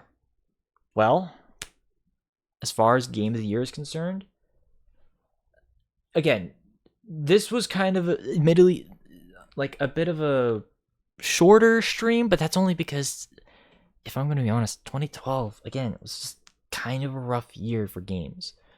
Granted, I was able to come up with plenty of games for the game of the year, but let's just say that like this was pretty rough. And well, it shouldn't surprise you that the, Spike Game Awards didn't really come up with particularly good choices. So, yeah. Dishonored is really the only true choice here. Not that like all these other games are terrible. Again, Assassin's Creed is a fine game in its own right, but it just has massive problems to where I don't personally feel comfortable like giving it a nod.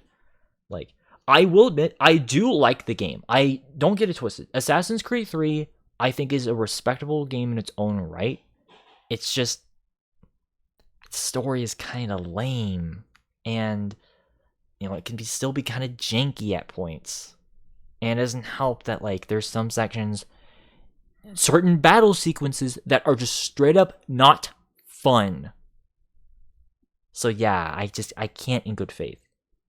Mass Effect 3 for very similar reasons. Not just because it ending also sucked ass too, but also because of just kind of streamlining the game, compromising the narrative that they wanted to tell, and just being kind of the beginning of BioWare's decline in certain ways.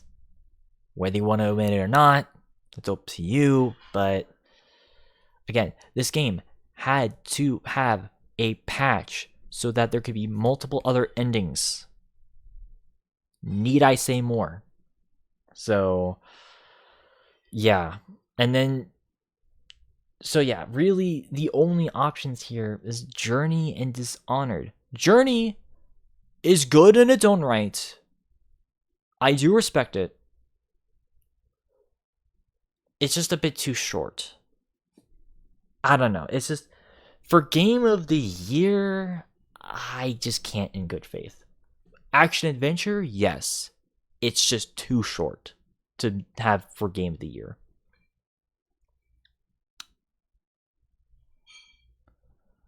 And then we have Telltale, Walking Dead. Jesus Christ. Okay.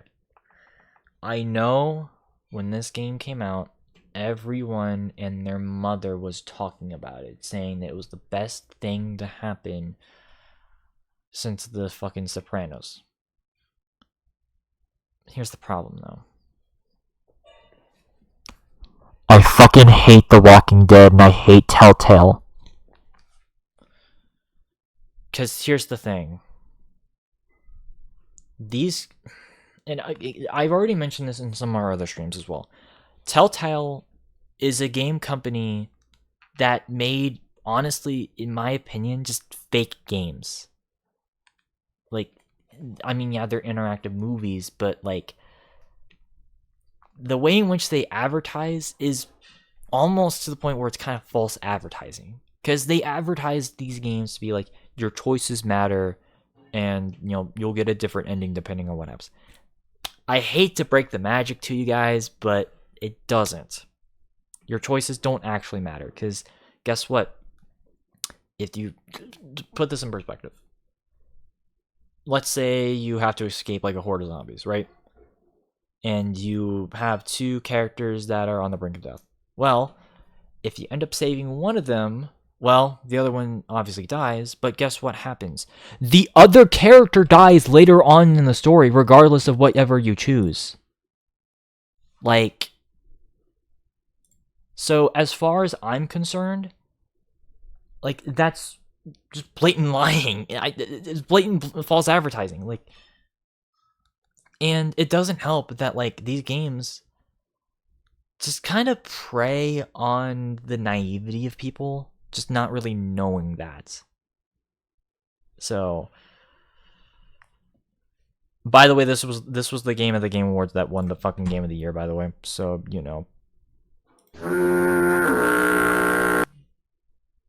Hoodie-itis strikes again, ladies and gentlemen. Hoodie-itis strikes again.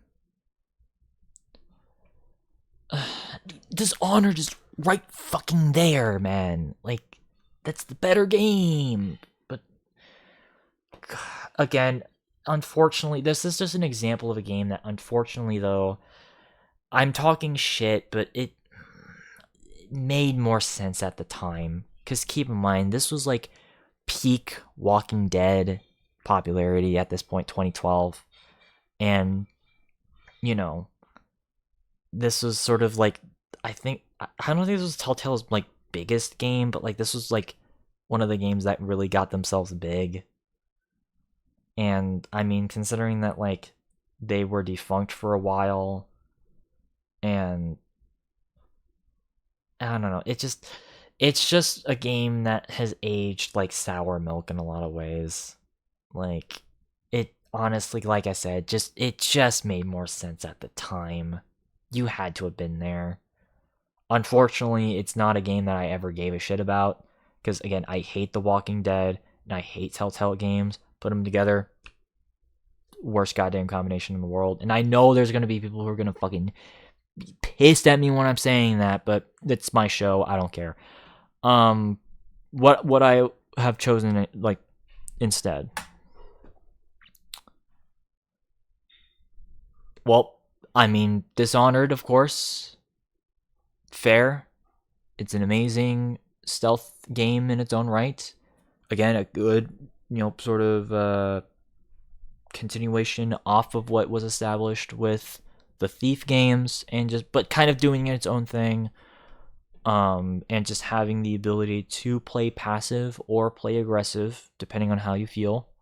I like that freedom of choice that's offered. But then you also have, Dragon's Dogma, which was another original IP that, again, didn't really shake too much up when it came to role-playing games, but does a phenomenal job when it comes to its gameplay, its world building, its leveling up systems, and just the overall combat. Because I didn't mention the combat with Dragon's Dogma. It's very similar to that of something like Devil May Cry, or early God of War games, where it's more hack and slash, which I personally think is pretty awesome. And I think with the combined elements of a lot of the stuff that was shown in the past and just perfecting it, makes this honestly an enjoyable experience.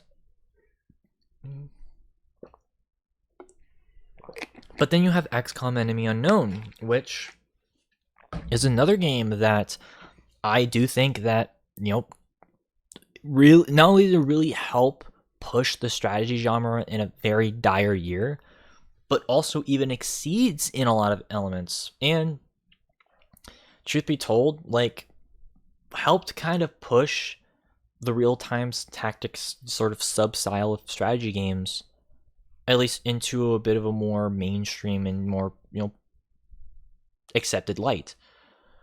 And I have nothing but respect for it, because I think this game's really damn fun. And I highly recommend you guys check it out. But then you have Far Cry 3 with, its amazing open world experience, its crafting systems, its it's one of its antagonists here, and just sort of its narrative and compelling elements. Yeah, Far Cry 3 is a good choice. But then, wait. Call of Duty Black Ops 2 getting a nominee for Game of the Year? Actually, yes. And this is the first time I've ever done this for a Call of Duty game. Because I usually don't like doing that. I just don't feel comfortable doing, giving out a Game of the Year for this franchise, especially because of just how many games have been released. But I have to concede and say Black Ops 2 is a very solid game. It has a really good campaign, has a solid multiplayer offering, and, well, its zombies mode, while not as good as BO1 in my opinion, it's still a fantastic offering, even if Transit's not the best map to start off with. But, one bad thing compared to like 20 good things. It's night and day. So as far as I'm concerned, like, yeah, this is kind of a bit of an outlier. And I have to bow down and say, yeah, no, this game does deserve it. So, unfortunately, though, like everything, there can only be one winner. And this might be a surprising one for you guys. But I have to be straight up honest. I do think that what I ended up choosing, at least in the long run, was probably the best choice. But of course, let's figure that out for you. I'm gonna let you guys see for yourselves. So here we go. The final award. The award for the Game of the Year of 2012 goes to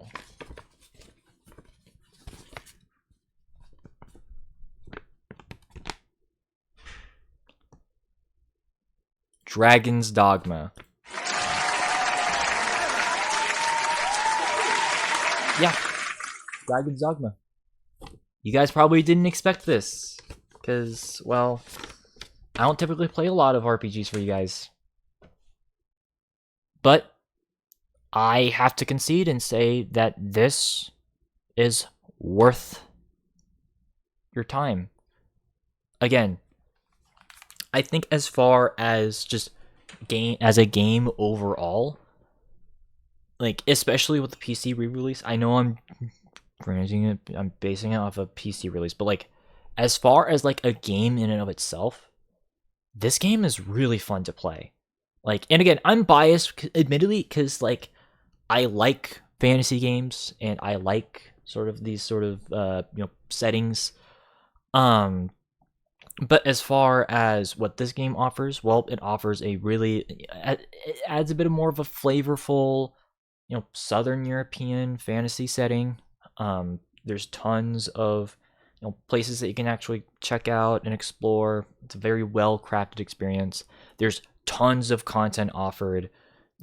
Obviously being an RPG, it's going to be a pretty long game, but a lot of it is very meaningful and not very grindy at all. Like you can take your time with this game, and I encourage you guys, take your time with Dragon's Dogma. You will not regret it. Like as far as that's concerned, especially since this game is a bit more on the harder side. It's not like Dark Souls hard, but it's going to be a challenge, especially when you start fighting all the dragons and all the giants. And again, I still stand by, this is what Shadow of the Colossus should have been. It should have been an action-adventure game where, the bosses, where the giant colossi were the big events and not the only event. Because that gets boring really fast. This game makes you feel like you can actually try to, achieve being able to take out these giant creatures and, feel rewarded for that.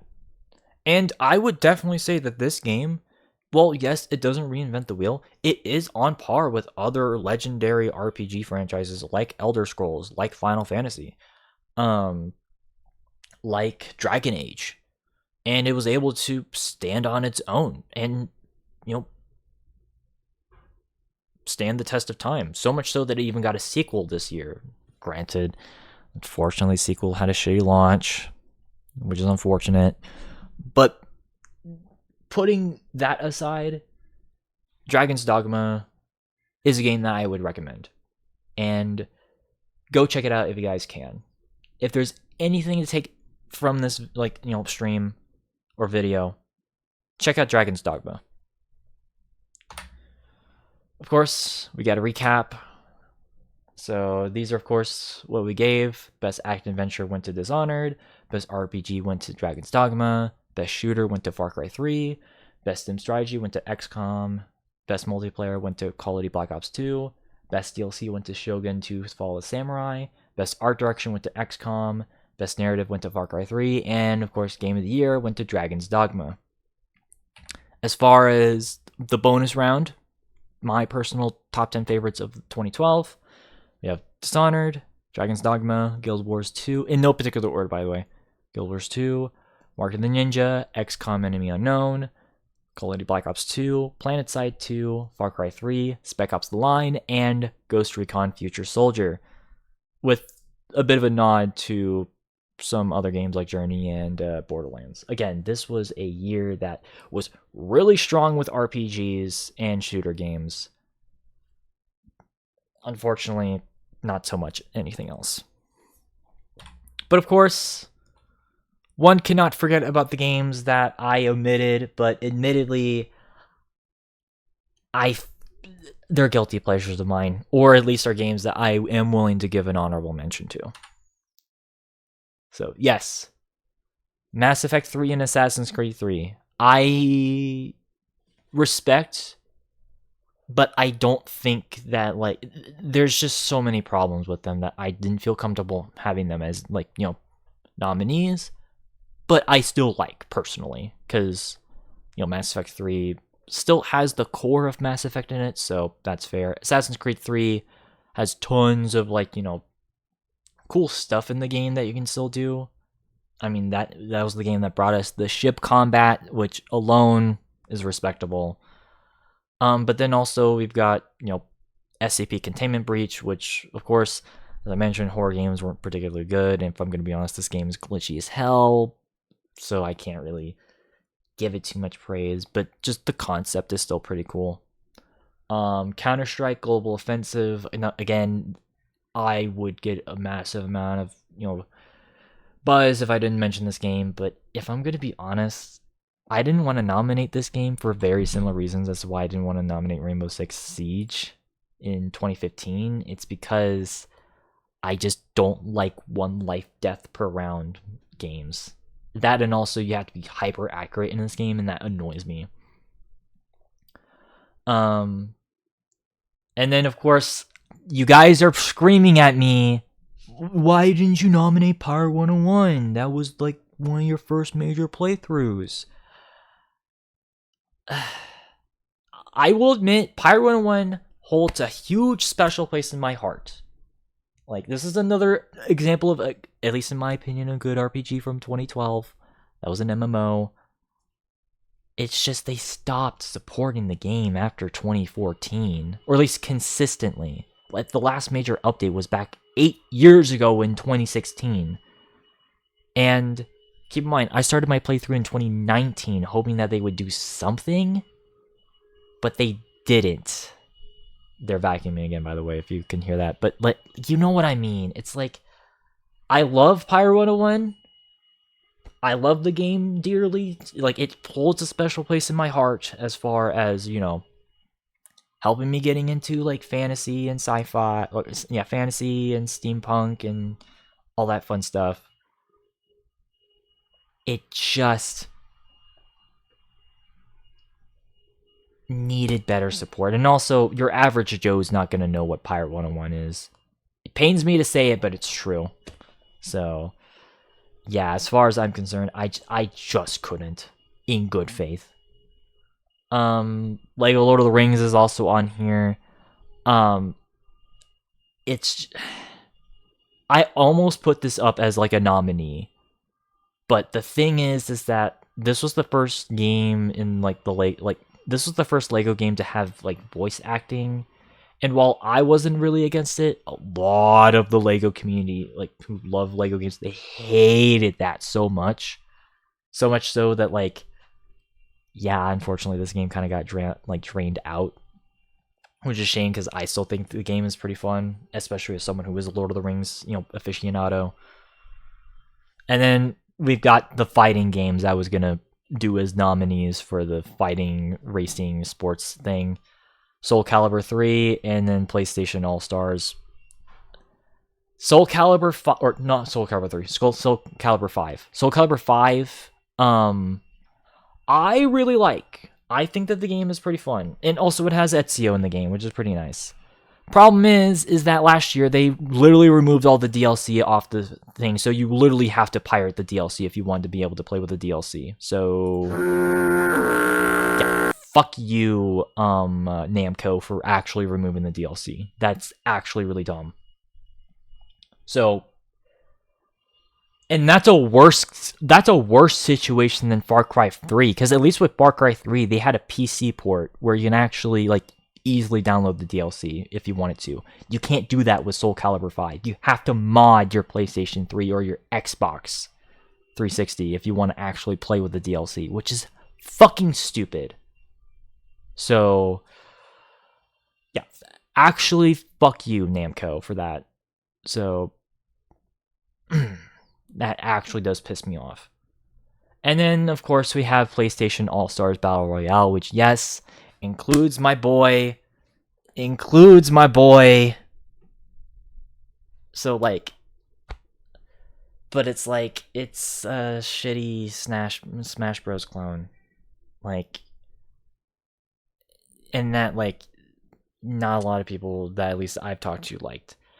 It's a guilty pleasure of mine. Like, I know it's not good. It's inferior to Smash Bros, but it's like Sly Cooper's in it, and Ratchet and Clank is in it, and Nathan Drake is in it. So, like, I kind of,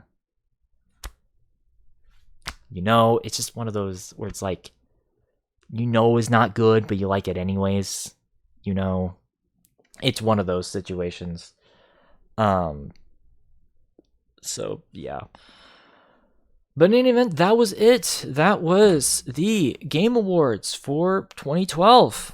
So, thankfully, from this point onwards, for a good while, we're going to start talking about some really okay to pretty good years. So, strap yourselves up for 2011, because, oh boy, it's going to be a very interesting year to talk about. And I hope you guys, liked the stream, and I hope you guys are still enjoying this. If you guys do, and you guys also want to check out some more, single player or cooperative based games, make sure you hit that follow button down below. And turn the bell icon so that you'll be notified exactly when we're streaming. If you're watching this on YouTube, hit that subscribe button and hit the bell icon if you guys can. While you guys are at it, make sure to check out the links down below as well, specifically the Discord, SoundCloud, and YouTube down below. If you guys haven't already, gonna hit that subscribe button. If you can't necessarily do that, it's completely fine. I'm just glad that you guys took time to watch this.